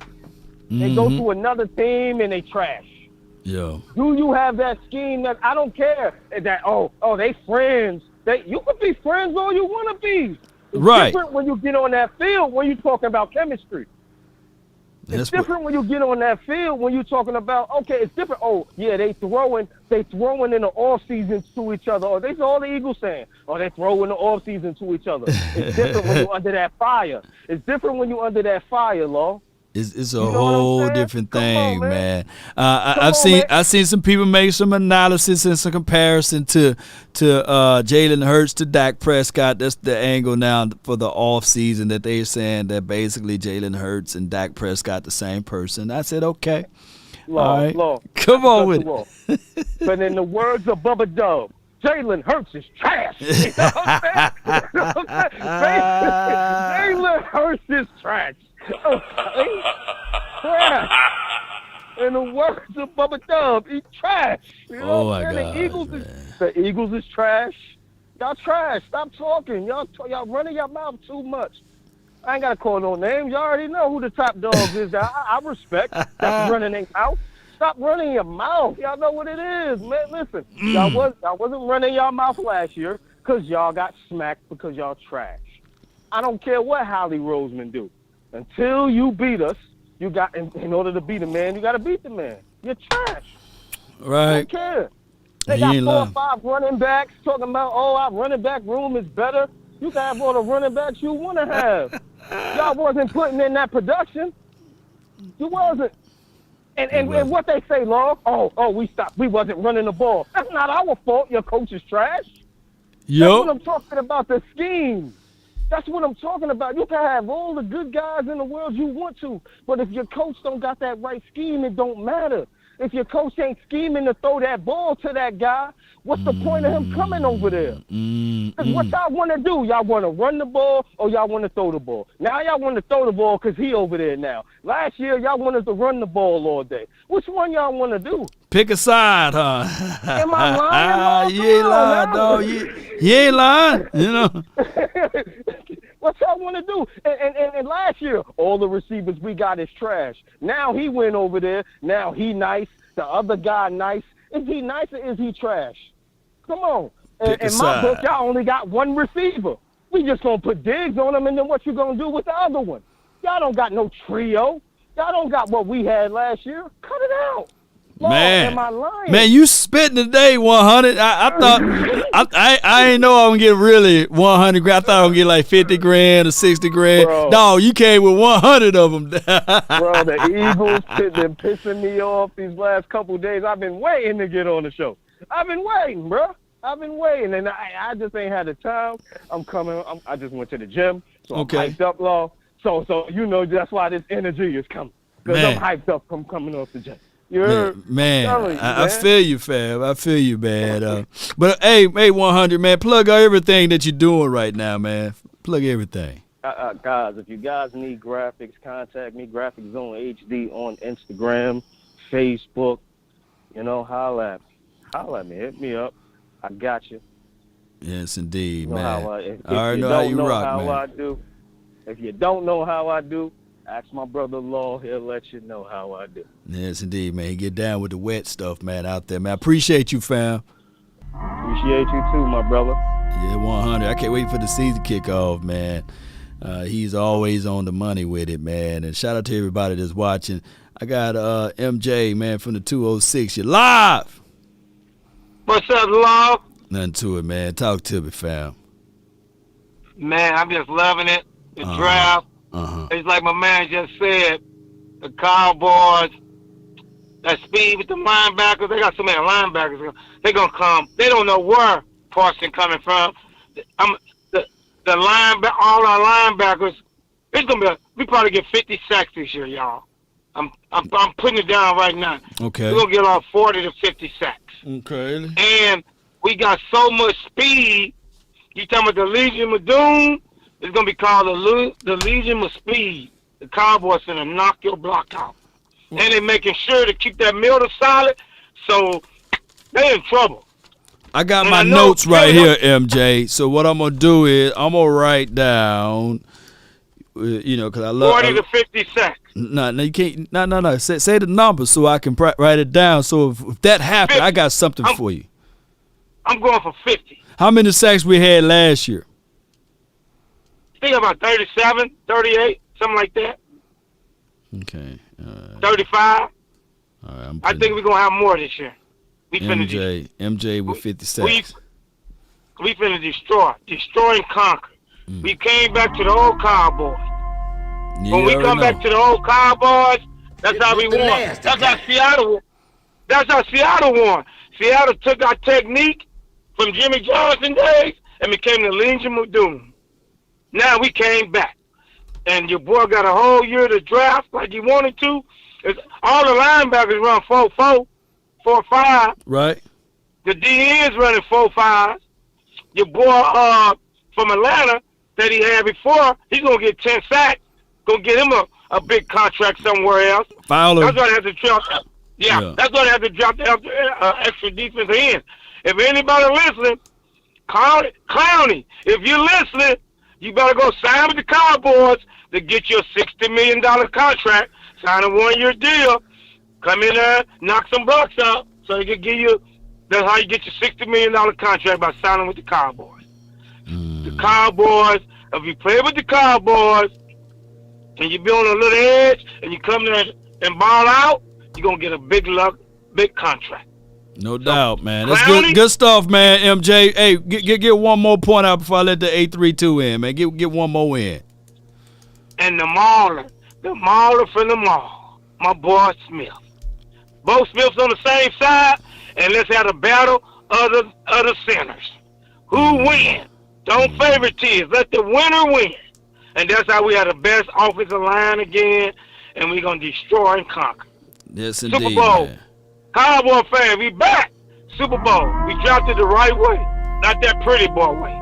No doubt, man. Or Appreciate you, fam. Appreciate you, MJ. MJ the Troph, man. I appreciate him, man. All right, so we got the 832. What you gonna do? Hey, I love the energy. Mm-hmm. Cowboy Nation all the way, but I'm gonna have to throw a little wrench in there a little bit. Yeah, throw it down, man. I'm gonna see if I can pick it up. Go ahead. Now, I think the one person that we're gonna miss on offense is C. Wilson, man. We're gonna miss him. He was so easy to plug and play. No matter if he came in for 5 plays in a game or if he came in for the whole game, he produced each and every time, man. And I feel like if we would have kept him, we still would have had us a trio going, even without having Amari Cooper. Would you prefer to have Jalen Talbot right now or Cedric Wilson? I'd rather have Cedric Wilson. It seemed like him and Dak just had a chemistry. It was like a magnet. Why you think Dak called Jalen? Then Dak said, "Look, man, I got to get somebody that I got to rekindle that chemistry." I mean, yeah, he did that, but you just don't know that time frame could have fractured that chemistry a little bit. He had it with Cedric Wilson. It was rolling. It was rolling right then and now. You know that play in the 49ers game, and I'm not putting this on my guy Cedric Wilson, man. He works out privately with my guy, Coach Bird, and everybody. Jalen Talbot snatching that one. You know what play I'm talking about, right? Yeah, I know what play you're talking about. Jalen catching that one, dog. Even as a rookie, that joker, man, he just high points the ball and he pulls it out of the sky. The dude got to stick him for hands. So I can't wait, man. There's a lot of optimism. But I'm trying – what other angle, who else we going to be missing out on? For me, that was it. That was it? Well, you know You're not going to miss Amari no more? You're not going to miss Amari? No, I'm not. I'm not. I'm not gonna miss him because right. He didn't elevate enough for me. From like going into that third year, I thought maybe him and Dak would at least be 12 touchdowns between them two. You know what I'm saying? At least 12. Right. It just ain't go there for me. That's the kind of number I was looking for and what I was expecting out of them two. To get to make that 12 number, I think that would have been a great number for them too to keep that chemistry going. But like I said, I think C. Will has stole a lot of that thunder, and I hope that we got Parsons some help because I don't want to wear him down like how we did D-Ware back in the day. Trust me, man. All they gave D-Ware, now Jay Ratliff, he was pretty good, but he was undersized D-tackle. And, of course, Anthony Spencer, he could never get healthy, man. And, of course, this team is a whole lot different than that team, but that team was pretty much built on D-Ware. And T-New was all right, you know, but I believe that this defense is a little bit better than that defense, minus a D-Ware. I don't think we have a D-Ware. I'm not going to go that far. But I have to put the booty in here. Let me put the Megan Thee Stallion booty in here one more time. But if you put Parsons at the edge and you just stream him off the edge, I think that he can give you D-Ware's production. But I don't want him to be isolated to one side. I got you. I see what you're saying. I see exactly what you're saying. Yep, but I appreciate you, fam. Look, this defense we only missing Randy Gregory. And I think, and of course, some people said Neal and KZ, but I think that the Cowboys replace Neal and KZ, even if it's an undrafted rookie free agent. I think that those guys can replace some of the numbers that they're doing. And don't sleep on Malik Hooker. Appreciate you, fam. I love him. See? What? Look, call back at the end of September, man, and we'll have a whole nother conversation. But I appreciate you, fam. Oh, Cowboy Nation all the way, baby. I'm looking at 13-4. 13-4, baby. Let's get it. Appreciate you, bro. Oh, my God. Let's get it. All right, let me see who else we have here that's waiting in the tuck right here. 973, you're live. Hey, Law. Talk to me, man. It's your boy Sam. Sam, what's good? Williams? Nothing much. No, Sam Rowe. What's good? What's good with you, man, Sam Rowe? Decided to call, and I just wanted to get your opinion on the run game. I feel like I know Zeke is the guy and everything. We pay him a lot of money, but he's been declining every year.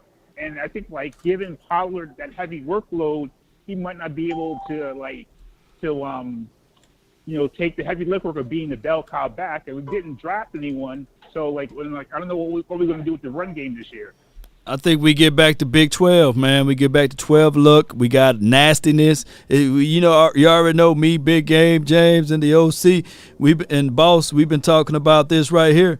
It's Mr. Nasty time. We getting back to nasty time over here, man. So I think that even with Ezekiel Elliott, the best look for Ezekiel Elliott, Sam, will be putting Ezekiel Elliott in split back duties. Preserve him, especially the football season is longer now, 17 weeks for crying out loud. Let Tony eat. Let both of those boys share the plate, Ezekiel Elliott, and then by the time we get into playoff mode, because I think we still going to playoff, we'll be fresher and we will see more of the production out of the run. What do you think about Rico Donald? He's an unrestricted free agent at the end of the year. Stephen Jones already spoke glowingly of him, but he will be given a chance and opportunity to earn his shine. I don't think that the Cowboys are disciplined enough to do a three-headed running back situation, but I'm quite sure if they're smart and wise heading into this year that they would at least give Tony more touches. That's fair enough. Yeah. So my final thing is, has anyone figured out why they were running Zeke on a torn PCL? Like, has anyone asked, like, Will McClay or Jerry, like, whose decision that was? The same decision for Michael Parsons to play throughout this entire year last year on a hyperextended knee. So sometimes players, they look at it like, you can't tell me nothing. I'm going to get out there and play. I don't want my job I don't want to miss out on anything. And that could have been the thought track of Ezekiel Elliott. He wanted to play. He's got that warrior mentality. And I think that somebody in that front office should at least set him down, but they didn't, unfortunately. Okay. All right. Well, everyone hit those likes and keep me in your listens, boss. Appreciate you, man. You have a good one. Good call. You too. That's a good call from him, man. Next, we have the landlord. What's good, fam? What's happening with you, Law, man? You doing all right? Man, I'm doing good, man. I mean, we're getting everybody from Alabama now, man. Talk to me, man. Oh, yeah. See, I was looking at I was looking at a little film on Jalen Talbot, and I think he gonna be good, Law. Yep. I see that his quarterback was just hot garbage, man. Right. He was terrible, man. Yeah. And Jalen was winning a lot of those reps, and the ball get thrown in terrible places. The quarterback making bad reads and just throwing it when he shouldn't have even threw it at him. Right. And Jalen just, making acrobatic catches, contorting his body, getting good off the line of scrimmage. He make up a lot of ground real quick, man. Like, let me tell you, he go from 0 to 60 pretty fast. Let me tell you what I do when I watch film assessment. I already account and take that into consideration, that the quarterback or what system they're running in. So what I'm looking at, and I need to do a whole nother film session on Jalen Talbot because the film was grimy, and some people that's from that area said, look, Law, man, a third of those players were Jalen Wayne. They had another Jalen on that team. He wore 0, and Jalen Talbot wore 8, so it was kind of hard for me to decipher. But what I really look for. I was getting confused like that, too. Right. Like, is that Jalen? Yeah. I just said, man, forget it, man. It looked like Jalen. They played just alike or similar, Jalen Wayne and Jalen Talbot. And here's the thing. What I look for out of wide receivers in college, their releases, right? How they get off of a jam, what they do when the ball is high pointed. You can literally even pull up highlights. And I'm not saying that you got to do that, Cowboy Nation, to make your assessment on wide receivers. But even if you find a clip of highlights, don't look at the catch. Look at how he come off of his release. Look how he explode. Look how he stack his routes. Do he creases inside? Do he catches the difficult catches? Those are the type of things you look for if you can't find the film. But I was blessed to find the film, the all 22 on Jalen Talbot, and I got a chance to see how he sit on routes, how he open up at the top of his routes and things like that. But my thing would be with Jalen Talbot and everybody else that's listening, this my only thing is, how in the hell will he do that against top upper tier talent? That's the only thing on a consistent basis. You can get some top dogs sometimes. So that's why this training camp, iron will sharpen iron. And what I want to do is when I get out there to Oxnard, when I get out there to all of these locations, I'm primarily looking at Trayvon Diggs and Tolbert, and I'm going to see how those boys wrap it up with each other, and I can't wait. This offseason is finna be amazing.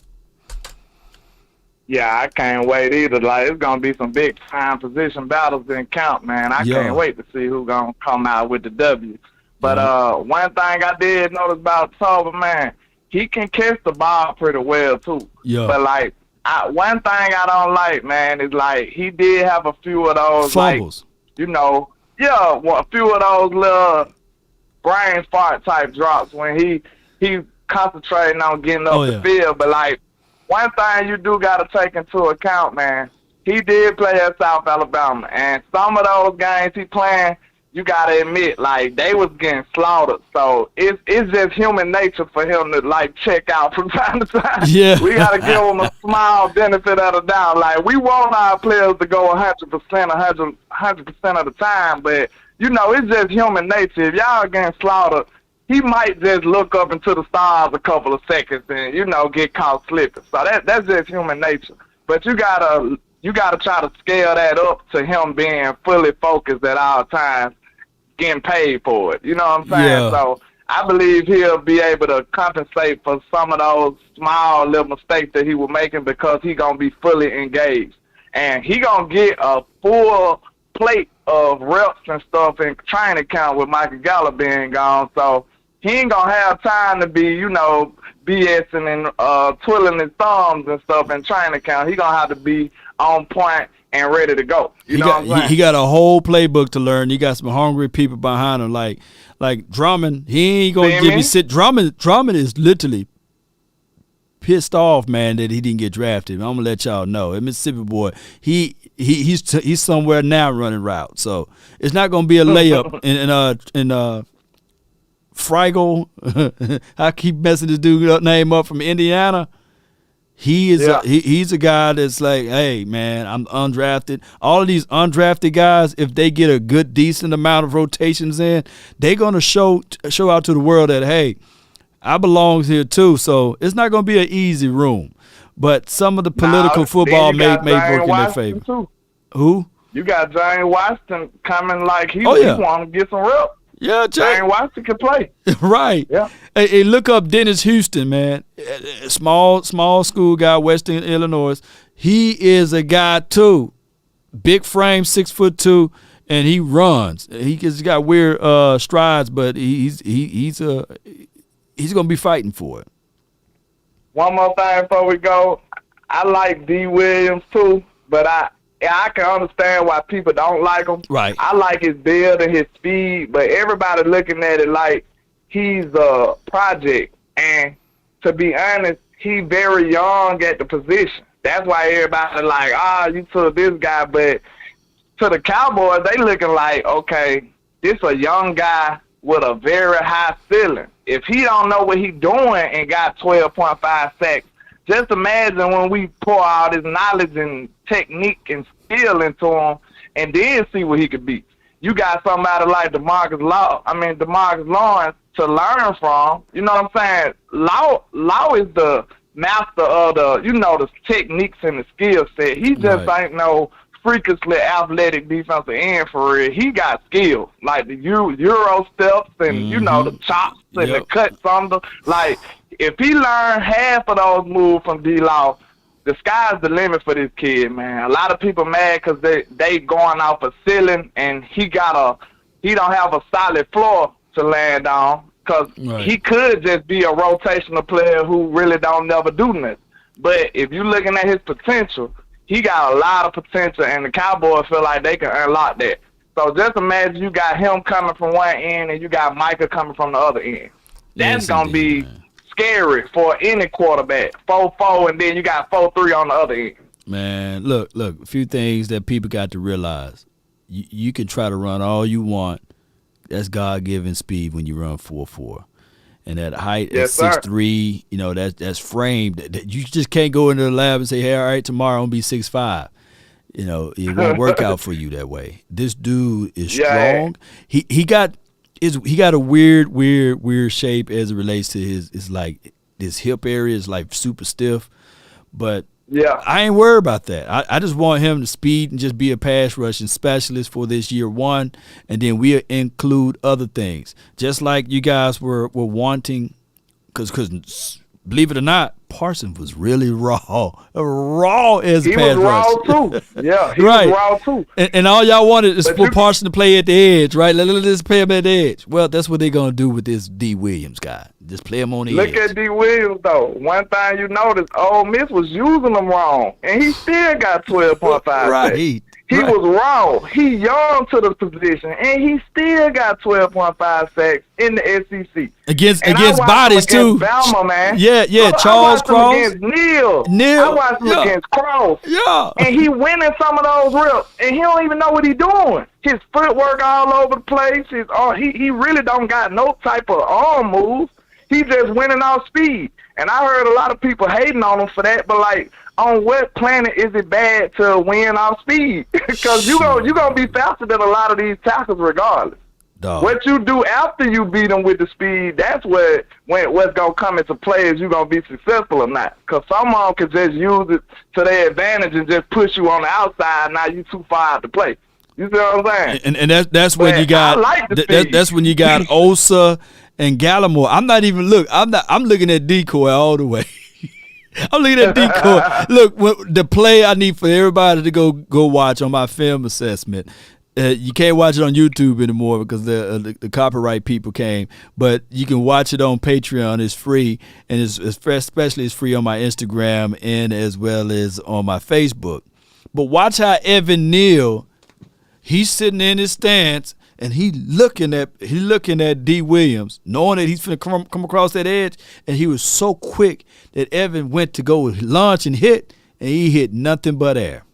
I promise you. Man, I seen he was making Neal look silly on a couple of those reps, man. And what round did Neal go? Don't get too discouraged, Cowboy Nation. This man got some potential. I know the Cowboys see it, and y'all just got to take, you know what I'm saying, give them their time so they can finish developing them and, see what we got. He might come into camp and pick up quick and, blow up when he hit the league. You know what I'm saying? You never know. Sometimes it might just be a couple of little things they need to correct, couple of little things they need to get better at, get a little stronger, and then boom, they just blow up. Well these are my tools that I want him to do. I want him to work disengage first and foremost, and that's what D-Law is going to be working on with him with.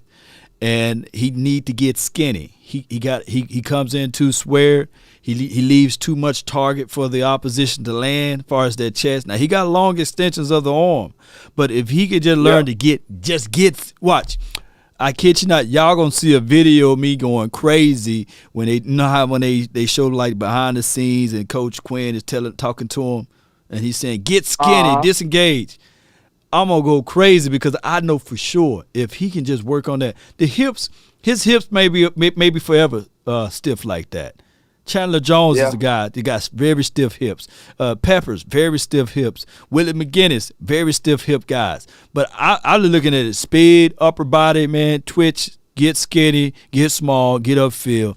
This dude may be a diamond in the rough, man. But I appreciate you, landlord. True that. Thank you for jumping Already, in. man. I appreciate you too, man. And just tell them to holler at me on my little channel, man. I'm trying to go hard, man. I finally feel like I ain't talking to myself on that. That's a good thing, man. So, keep riding holler it. At me, man. Landlord from Alabama on all social media sites, man. Just get at me. Appreciate you, Law. Anytime. Good call from him, man. Good call from him. All right, y'all. I'm gonna lock this thing. The conference has been locked. We're gonna knock down everybody else that's been up in here. All right, so from the 214, you've been patiently waiting. Talk to me. Yo, can you hear me? Yep, you're live. Man, what's happening in Law Nation? Listen, man. Talk to me, man. Like, as you say, don't shake me with the butter knife when I say what I'm about to say, because I know you a country boy. Now, y'all can be a little temperamental. Right. Talk to me, man. What I'm going to say is, Law Nation, is you on the Cowboys payroll, man? Because I'm listening to the final word. Right. And that's why I love my dog, Big Game James. Mm-hmm. I love my dog, Big Game James, because he was like, nope, not sipping that Kool-Aid this year. We're not having it. Not having it. I'm sick and tired of what they doing and with, all these high hopes and, the playoffs and not doing it. I want to see them work, be put in, and I want to see the Cowboys actually do something. And Law Nation was in full homer mode. What homer mode? Like, what? What we do? I'm gonna let you finish your sentiments, but go ahead. I'm not gonna shank you with the butter knife. But hold on. I know where you're going at, but let me talk about the defense before you get into that. that wonderful soliloquy that you're about to get into. Okay, my bad. All right, so hold on. Who, like I said last night to Big A. James, he didn't want to drink up the cup. I said, out of college, who had the most sacks in college all last year? True indeed. And what was the answer? It was I think Sam Williams was the second one. Yeah, it was Aiden Hutchinson was the first one. Yeah. And then it was Sam. And I said, hey, we trying to get back to that area of being that dominant team on the defense, right? Why not draft the guy who had the most sacks? There's nobody who had more sacks than Sam Williams last year outside of Aiden Hutchinson. And then he refused to drink my drink, right? And then I went down there. He was like, no, I'm not drinking. I'm going to talk to the OC. And then he throw it to the OC. And then I said, who had more tackles than anybody in the entire college year last year? You know what I'm saying? Conference. For sure. Damone Clark, nobody had more tackles than him. But people were arguing, going back and forth. Look, they picked him up in the 5th round. It's not like they picked him up in the 2nd or the 1st. That's a good pick. That's a good value pick. How many? And I was trying to tell him, like, how many holes we have on this defense. We don't have that many. We lost Keanu Neal, who I believe Devin Harper, if you bring him in a few reps, you probably bring in more of what Keanu Neal did at linebacker. And we have Malik Hooker, who's going to be the starting role juxtaposed to KZ. If you're crying about KZ being gone, I feel you. You know what I'm saying? I feel you if you want to cry about that. But we missing only Randy Gregory, and we signed Dante Fowler, who had 4.5 sacks last season, and we have Reed-Up DA, Dorrance Armstrong, who had 5 sacks last season. Both of those boys' production alone probably can give you what Randy got. And then we drafted one of the better values as it relates to sacks out of this draft. Look, if you could point me 5 more guys that had more sacks than Deke Williams, I'll hush, right? He couldn't. That's the only thing that makes me okay with that pick, because I ain't gonna lie to you, Law. I ain't gonna lie to you because the whole time I wanted the Kobe Dean, and bro, I was at work and I was listening to the draft, and I was tuning in to what you was talking about. Right. And bro, when I just seen him just constantly fall, I was in a fetal position, balled up, cold sweat. I was hurt, bro. I was so hurt. Why they do this? You know what I'm saying? But I heard my boy Jesse Holly. You know what I'm saying? Y'all talked to him before, and he was talking about all the attributes of D. Williams. I was like, okay, you know what? Let me chill out. Yeah. Let me chill out. Okay, we're going to go with the Cowboys know who's best. Okay, cool. We're going to go with that. And we just going to see how it's turn out. You know what I'm saying? But, I definitely love when you and your brother, when you and your brother got to talking about that starch and them jeans standing up, and them iron boys. Oh, yeah. And, all the struggles y'all used to have back in Mississippi, bro. I felt y'all 1,000%. Yeah. Boy, you and y'all brother, man, I love y'all boys. And, I listen to all your shows, you know what I'm saying? I got to have it in my morning routine and my whole, everything you put out, I'm always listening to it. And, I'm in Dallas. Oh, you're in Dallas? I always had a feeling. Yeah, I'm in Dallas. So yeah. Go ahead. Eventually run into you, you know what I'm saying? But yeah, man, so we going to see how I have zero hopes for this team. You know so you like Big Game James all of a sudden. You know why Big Game James? You know why Big Game James acted like that last night? You know why? Why is it? He didn't have his hat on. Go back. See, if Big Game James. No. If Big Game James had his hat on, Big Game James, I said, man, he wouldn't let me breathe, man, about Dak Prescott. Knowing, man, I got like 50,000 trolls on Dak Prescott. He was right about Dak too. I was with him on that. You was tripping, Law. What? Wait a minute, dog. Wait a minute. All right. Where was I wrong at on Dak? Go, give me your analogy. Give me your thoughts. Now Dak is my dog. I love Dak. They should have paid him early. I understand that 100%. What I think you were saying was the competition. Your argument was You always got to look behind your back. And the old school guys always say that. Nate Newton, Michael Irvin, all of them. They always say, I'm afraid of my job going to get taken. And you was on that. Right. Big Game James was just basically talking about, bruh, pay me the money. Like, just pay. Like, if I work this, this hard, all that stuff, y'all, all them shenanigans y'all be having going on, y'all be trying to finesse and finagle and get out of paying people that earn their money. Listen here, man. Bro, when it's time for Trayvon Diggs to get paid, pay that man. Stop playing. Wait. I can't stand it. Wait. Hold on. Now, competition is competition. People just built like that. Michael Irvin had the opportunity to have Tim. Look, don't you know we could have had at least 5, 6 more rings. We had the opportunity. You from Dallas, you from Texas. Tim Brown, native Texan. He wanted to come back home. Michael Irvin was like, no. You remember? See, a lot of people don't remember. Michael Irvin was like, no. We drafted another guy from my school, Jimmy Smith. You remember Jimmy Smith? No, see, I'm 30, man. You're 30, okay. Like, I can't go way back, like, what I'm saying. But Michael Irvin was like, no. So sometimes competition, some people don't want it, right? Even though you need it. Yeah. And my whole analogy was on the competition it was just like this. And I think we was talking about Ryan Tannehill and Malik Willis or what have you. And he was like, hey, my job is not to teach you or train you. And I literally said, some positions you have to learn your own, right?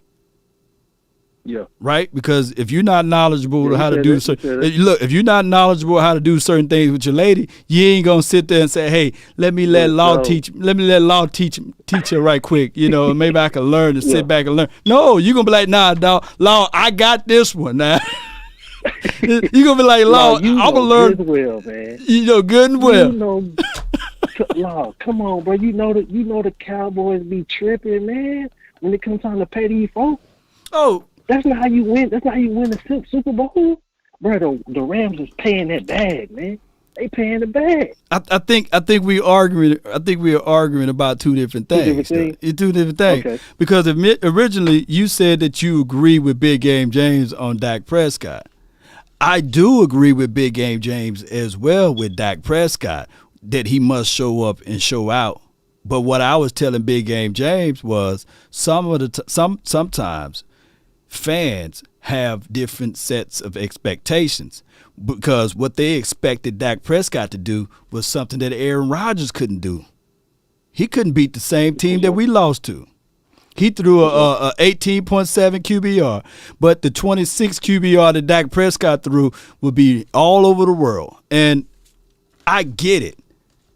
Dak Prescott, he's not the guy that got us multiple Super Bowls and beyond. I get that part of it.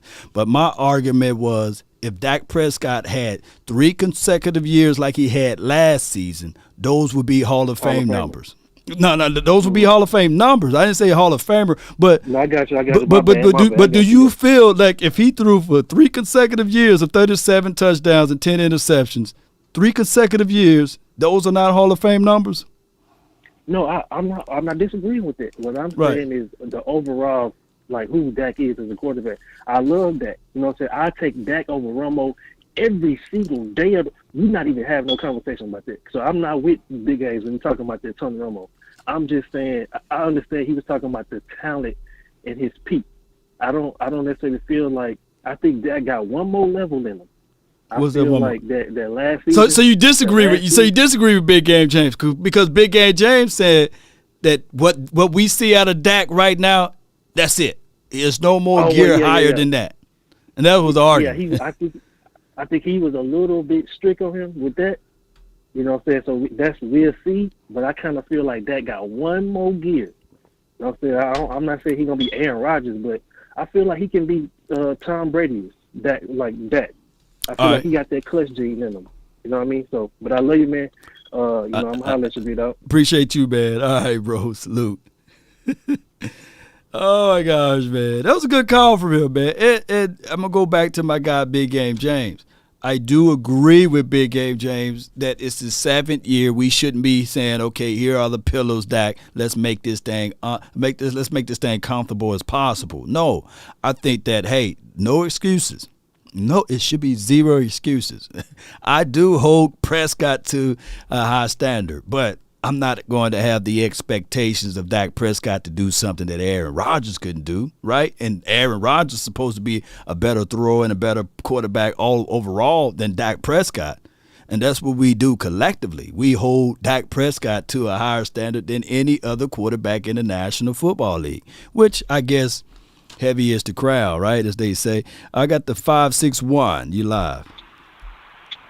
Yo, what's happening, Long? Jake the Great. Jake, what's good, man?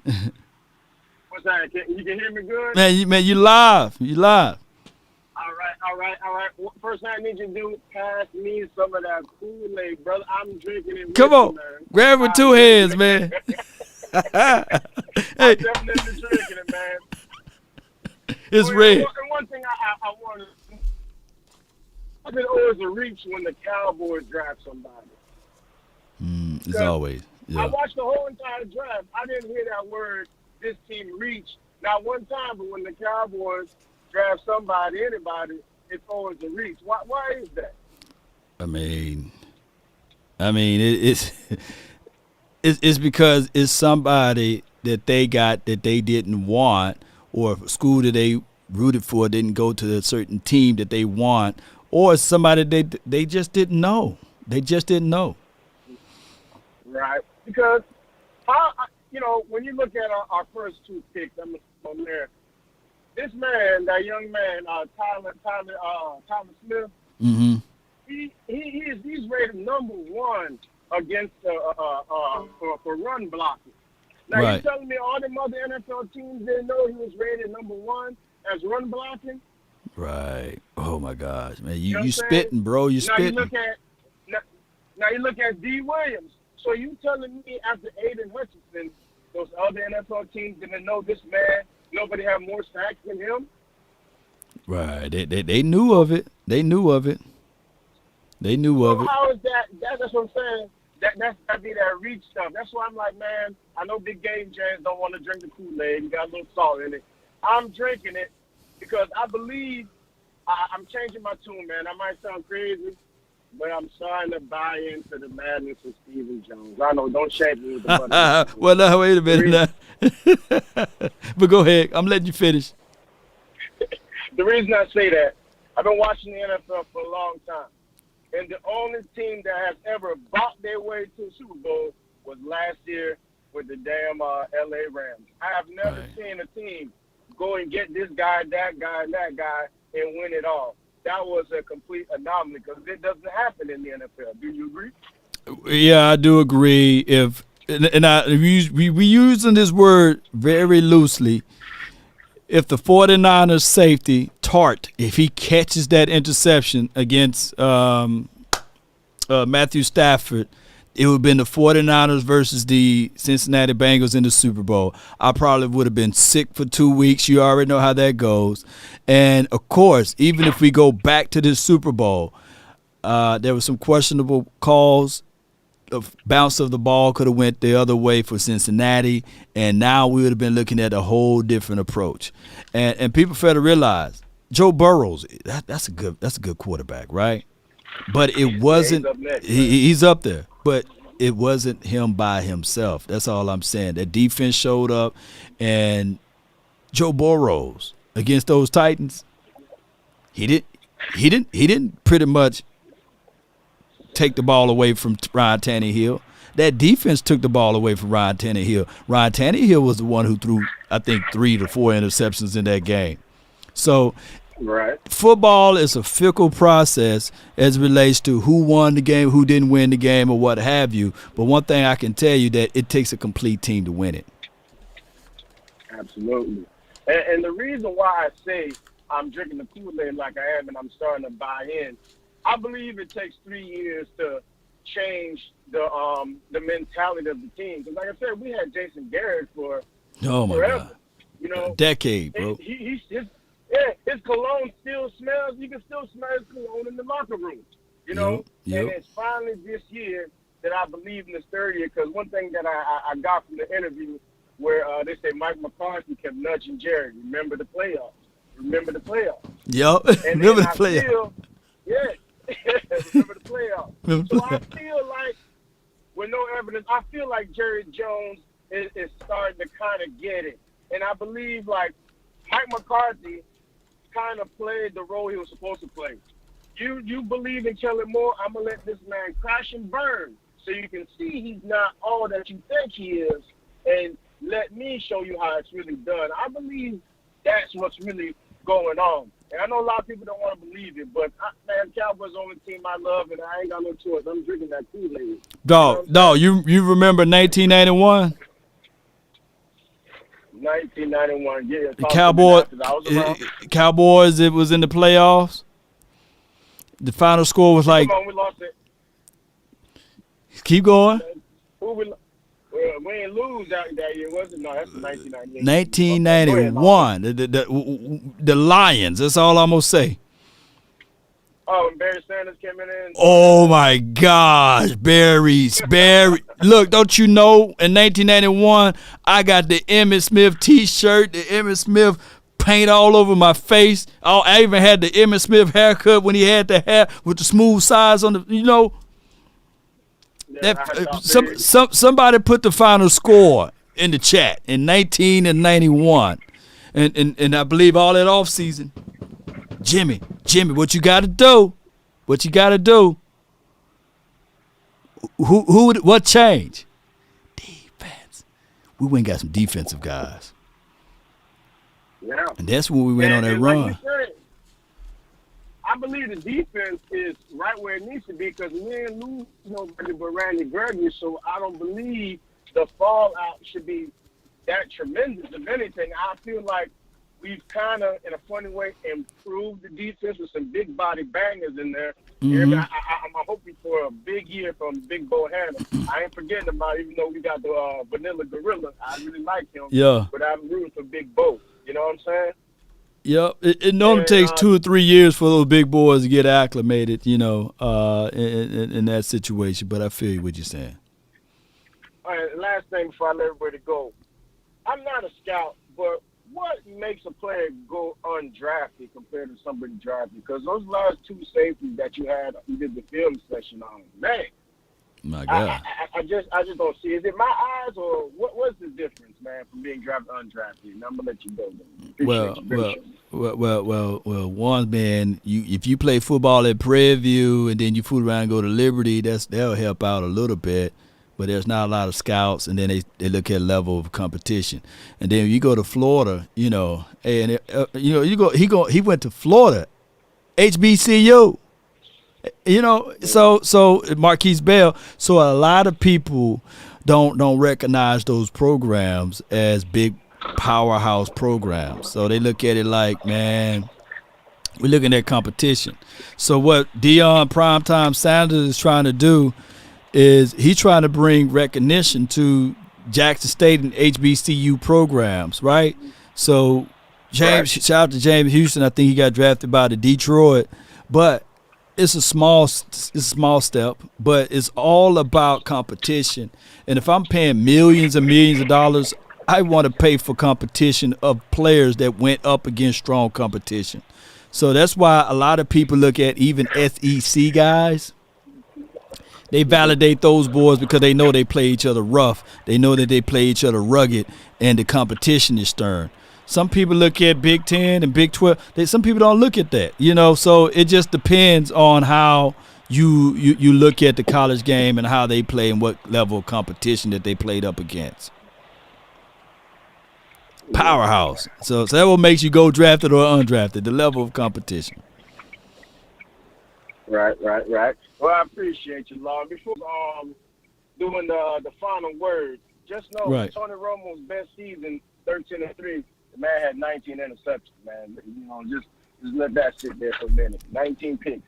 Wow. With 13-3 record. Wow. Yeah. That's all I got, Lon. Great show.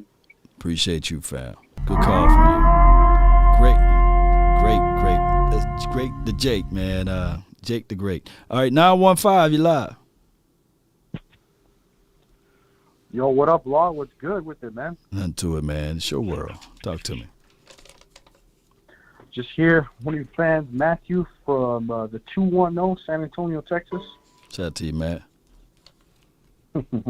Hey, Law. Look, bro, I appreciate you, man. I like all the content. I like all the work that you put in. And I hate to be a downer, but man, Law, I don't see anything positive in this upcoming season, man. I mean, to be honest, for me personally, the only thing that I can kind of hang my hat on or be excited for is Micah. You know, right. Like we lost a lot of talent on both offense and defensive sides of the ball. Break down the defense side first. Like who did we lose on defense? Oh, well, obviously Randy Gregory. You know, How many games he played last year? Well, I mean, he did miss for due to the calf. Right, it was the calf, right? Well, calf strain. Was that what it was? Yep, he played. He played 11 games last season. And the games. Yeah, go ahead. No. Yeah, I get. No, I get your point. I just think that he was even though we were all kind of like hoping. I remember you especially and Big Game James. You guys were kind of like already calling it that he was going to be a double-digit sack guy. You know, right. Before the season started, and I was kind of on that train as well.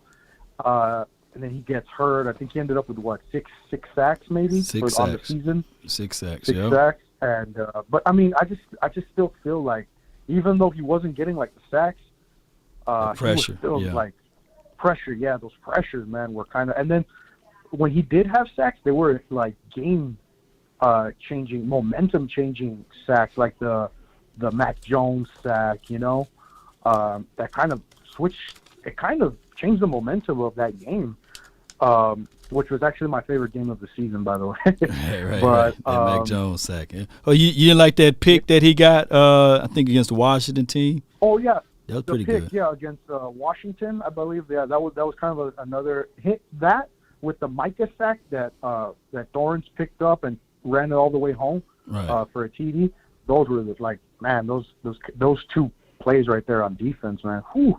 But, I mean, I get the point that, and we waited so long, and I was a little disappointed in him going with especially Denver. But, I mean, I just feel like we'll miss him somewhat. I know Keanu O'Neal wasn't a big I thought he was playing pretty good until he got COVID, and then he missed was it 2 weeks or just 1 week?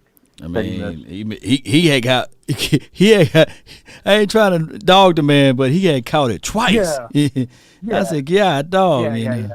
No, I hear you. Yeah, he got it twice. I mean, just an overall lot, the off season was horrible. Didn't really, as far as picking up key notable players, and that's the thing that kind of bugs me. I get what the front office is trying to do. They want a homegrown. They want to develop their players, which is fine, you know. But if you kind of look at it, there's got to be a balance, Law. You know, you got to kind of hit. You can't just rely on the draft picks. Which I mean, I get that we do hit on the draft picks, but then we kind of really don't do anything on free agency. You know, it's got to be like a nice balance between it. I know it's hard. I understand that. But I just think, you know, not doing anything in free agency, just relying solely on the draft, which I mean, me personally kind of feel lukewarm. I mean, it's kind of hard to talk on them when you haven't seen them play an NFL game. I mean, I think, like how you guys were mentioning, the second round pick, the third round wide receiver was someone that I'm kind of looking forward to. I don't know. And then I kind of see what. Well. Right now, let me help ease your mind, man, and I'll let you vent. Go ahead, I'll let you vent. You are in the area of the unknown, the uncertainty. Yeah, exactly. And from what I can pick up from your conversation is that, I mean, you're not getting a good vibe off of this team, especially from last year. We went 12-5. It looked like we were doing some good things, but the 12-5 felt kind of like 5-12 because down the stretch the offense was stalled, right? And then the only thing we can lean on, and that's why you said Parsons, the only thing that we can lean on was Parsons. What if I told you, after 1991, the Cowboys did pick up a guy by the name of Charles Haley, who installed the temperaments of the defense to get people back. Like, hey, we're going to punch you in the mouth. None more of this lackadaisy stuff.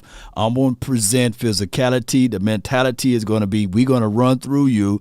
And that's when Ken Norton, everybody else, Tony Tolbert, everybody else started feeding off of that energy. So we saw a little bit of that with Parsons last year.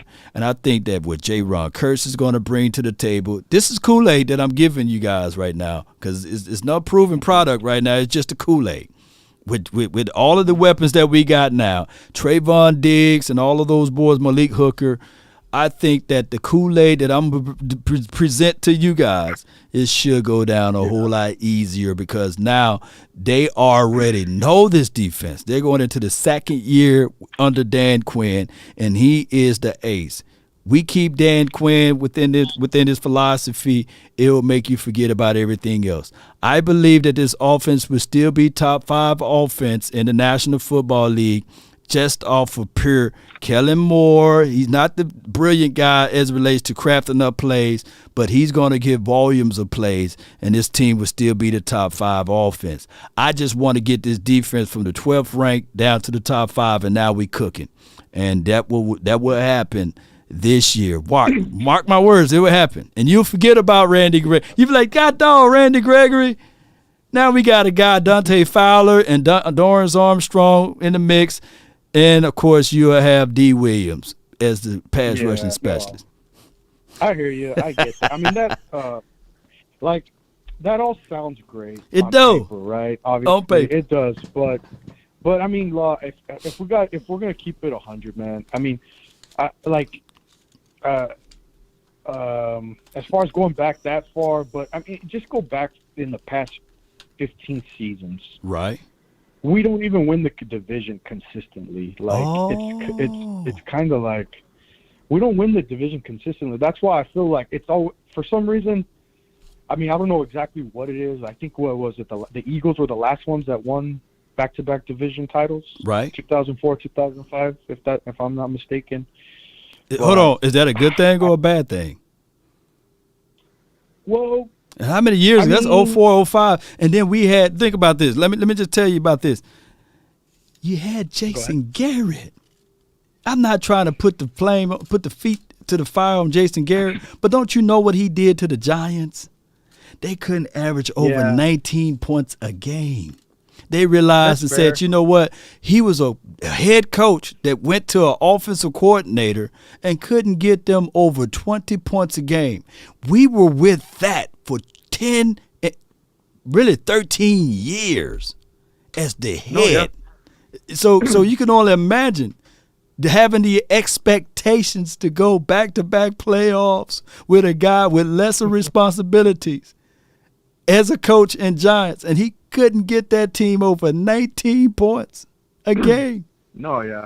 So temper them just a little bit. Yeah. No. I get it, Law. Like, I mean, you know, my biggest gripe with the organization is the front office, man. I mean, that front office is just, man, they're so frustrating, and it's just like they kind of they're the ones that are sucking like the soul pretty much out of just every expectation that I have. I feel you, man. They just always, for some reason, just can't get to. They just can't seem to get out of the way. They're never going to hire the coach. I mean, in all fairness to Mike McCarthy, I was kind of hoping that Kellen Moore got the Miami job, and that can kind of open the. I kind of wanted this. I would have rather seen McCarthy, you know, just kind of call the plays. I mean, yeah, I get it. He hasn't done it in such a long time, and the last time he did, it didn't look that well. But I mean, just to at least see it, you know what I mean? But look, man, it is what it is. Unfortunately, man, some people can walk outside and look up at the sun and say, "I can't stand the sun," right? And there's nothing they can do about that. There's nothing. And we can't do nothing about Jerry Jones owning his team and operating his team because he's just like that sun outside. Nothing we can do. But I appreciate you for calling in, fam. You have a good one now. No, thanks, Lofty. You too, Anytime. man. Take it easy, and thanks for the contact, man, and keep it up. No doubt, man. You guys have a good one, man. All right, so that was a good call, man. He was the final call, man. I went over my time for about at least I'll try to get out of here around 3, and I had a whole different excerpt that I wanted to play, but I wanted to give back to you guys with your thoughts on the Cowboys nation, about your thoughts on everything. Shout out to everybody in this division, but most importantly, Cowboy Nation, this is not the same team as it relates to 15 years ago, 10 years ago, what have you, 5 years ago. One can argue 4 years ago. This is not that same team. I just look at this team differently. I think that these boys operate differently, and I really appreciate everybody for understanding that because, simply because you don't have evidence that something does exist does not mean that you have evidence that something doesn't exist. Well, what I'm saying is that there are known knowns and that there are known unknowns, but there's also unknown unknowns, things we don't know that we don't know. There we go. The absence of evidence is not the evidence of absence. There we go. You know what I'm saying? So a lot of people are just looking at it like, come on, man. It's going to be the same thing. It's an unknown thing right there. But appreciate your shout out to my brother. I see him in the chat. We're going to do some content this week when he get time, and we're going to talk about his draft picks versus our draft pick. I know they got Drake Jackson. They got my guy. They got some good guys, man, too. So I can't wait to go over everybody, man, with him, and we can go into details about all of these picks. The Cowboys are the unknown. Yeah, so it is what it is, Cowboy Nation. Let's continue to grind, to shine. Write this down because a lot of people want me to say this one. They love it for some reason. But it's the morals of life. It is. It's flat out is. There's one thing a man should always do, mainly to himself be true. Never let someone change your point of view unless what they bring makes sense to you. Never judge a man by sight alone or by the height he has grown. And when speaking, keep it at a moderate tone, because raised voices turns hearts into stone. You see, in the beginning, Cowboy Nation and everybody else that's listening, it was, man, brother, I would ride for brother. I would die for brother, right? I bleed for brother. The morals of life, live, love, and respect for another. Then there are those who will try to be smart. You see, they'll take a decent man and alter his heart until they seek to rip him apart.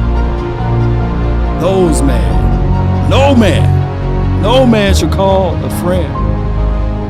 You know why? Because they will bend lies around the truth until it meet their end. Cowboy Nation, everybody that's listening right now, we on our way, regardless of how you look at it and perceive it. The race is not to the swift, nor the battle to the mighty. You just got to figure out how to keep enduring, keep going, keep grinding, Cowboy Nation. If you want a thing bad enough to go out there and fight for it, to work day and night for it, to give up your time and your peace and your sleep for it. If all of your desires of it makes you quite mad, that you don't get tired of it, you see, it makes you hold all of the things taut in your cheek. If life itself seems empty and useless without it, and all that you scheme, and dream is about it, if you will gladly, my goodness, if you will gladly go out there, fight for it, strap for it, and lose all terror of your mind for it, if you will simply, just simply go after the thing you want, with all of your desire, you will get it. That's been my time, Cowboy Nation. I really appreciate you guys for yours. And remember, you're listening to nothing but the best. Let's go. Appreciate y'all. Write that down. Rewind it for your mind. Come on. Dan Quinn, we trust. Ain't this right, Stacey? Let's go. Twin Empire. Yeah. Nowadays, nothing really excites me. Only one of me and come on. Reggie, I see ya. I got wifey on blinging. Michael. Free photo. Yeah. Please, no photos. Come on. Jeez. No. Please. If your circle gets smaller, that's okay. That's okay. Just keep cutting the grass. The snakes will show. They'll slither away. Come on. Shout out to you, G. Different colors in my baggy light. Yeah. Chalk it up. Talk of the town where you're talking up. Wanna get you a ring and you tough enough. Wanna get you new things with your pockets dull. Run it up. I used to be quiet and out of luck. Now I move up and move humble cause the hate and the jealousy. My mama telling me count up your blessings and run it up. Nowadays nothing really excites me. Only one of me and nobody's like me. Phone ringing and I tell him it's ice. I got wifey on blinging she ice. Freeze. Photo. Please. No photos. No. Jeez. No. Please. No photos. I keep giving game. East Camden, he said we want Dallas. Oh my goodness. You know what happened. Those are like fighting words. If you're watching and you made it to this point and you have not hit that like or share, come on. Shame.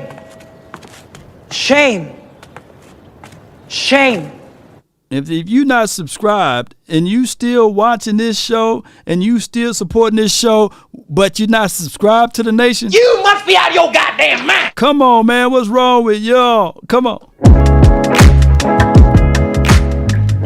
75 and we're keeping it live, baby. Appreciate y'all. Thank y'all so much for giving me 75,000. Oh, Lord. Come on. 25,000 more. Appreciate y'all. Let's go.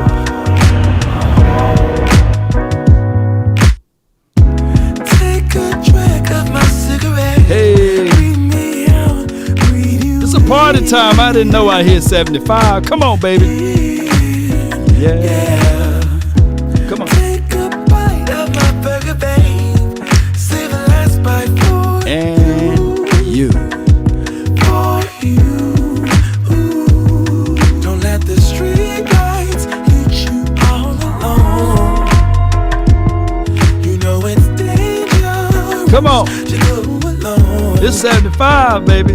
Bounce with me. Let the street lights hit you. Can I be your player too? I'll follow wherever you go. Let me see some fire emojis in the chat, baby. Player too.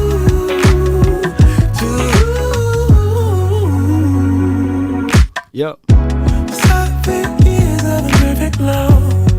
7 more and another one. Come on, dance and another one. Finding you was the one I lost. 7 wonders all in one. Hey, All in one. Don't let the street lights hit you all alone. It's Mr. Nasty kind. Come on. You know it's dangerous. Hey, it's Mr. Nasty kind. Come on, DJ. It's Mr. Nasty kind. Lights hit you. Can I be your player too? You can't handle the truth. I'll follow. What about Mr. Nasty time, man, baby? Wherever you go. It's Mr. Nasty kind. Whatever you do. It's Mr. Nasty kind. Player too.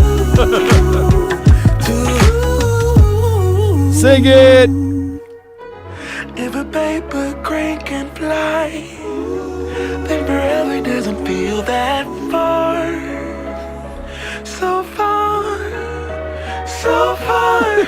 If a paper crane can fly, then forever doesn't Uncle feel Elroy. that far. So far, so Oh my far. gosh. If a paper crane can fly, fly on, fly on, fly on, fly on, fly on. Come on, Elroy. Where you? It's Mr. Nasty kind. So you understand the words I'm saying to you. Yeah. Oh my gosh, man. All right, man. I had too much fun, man. Shout out to you, Blake. All right, we getting up out of here, man. We are. I'm tired of stealing all of y'all time. Thief! Come on. Stop, thief! Come back, thief! Oh my gosh, man. Let me get up out of here, baby. Hey, come on. Come on, Button. You gotta work. Gotta work, man. Come on. This Button don't want to work. Button work. Bye. There we go. Y'all don't know. Sometimes that button do not work. There we go. 3 quarters. I need to get one more quarter to complete me. Shout out to all my dogs.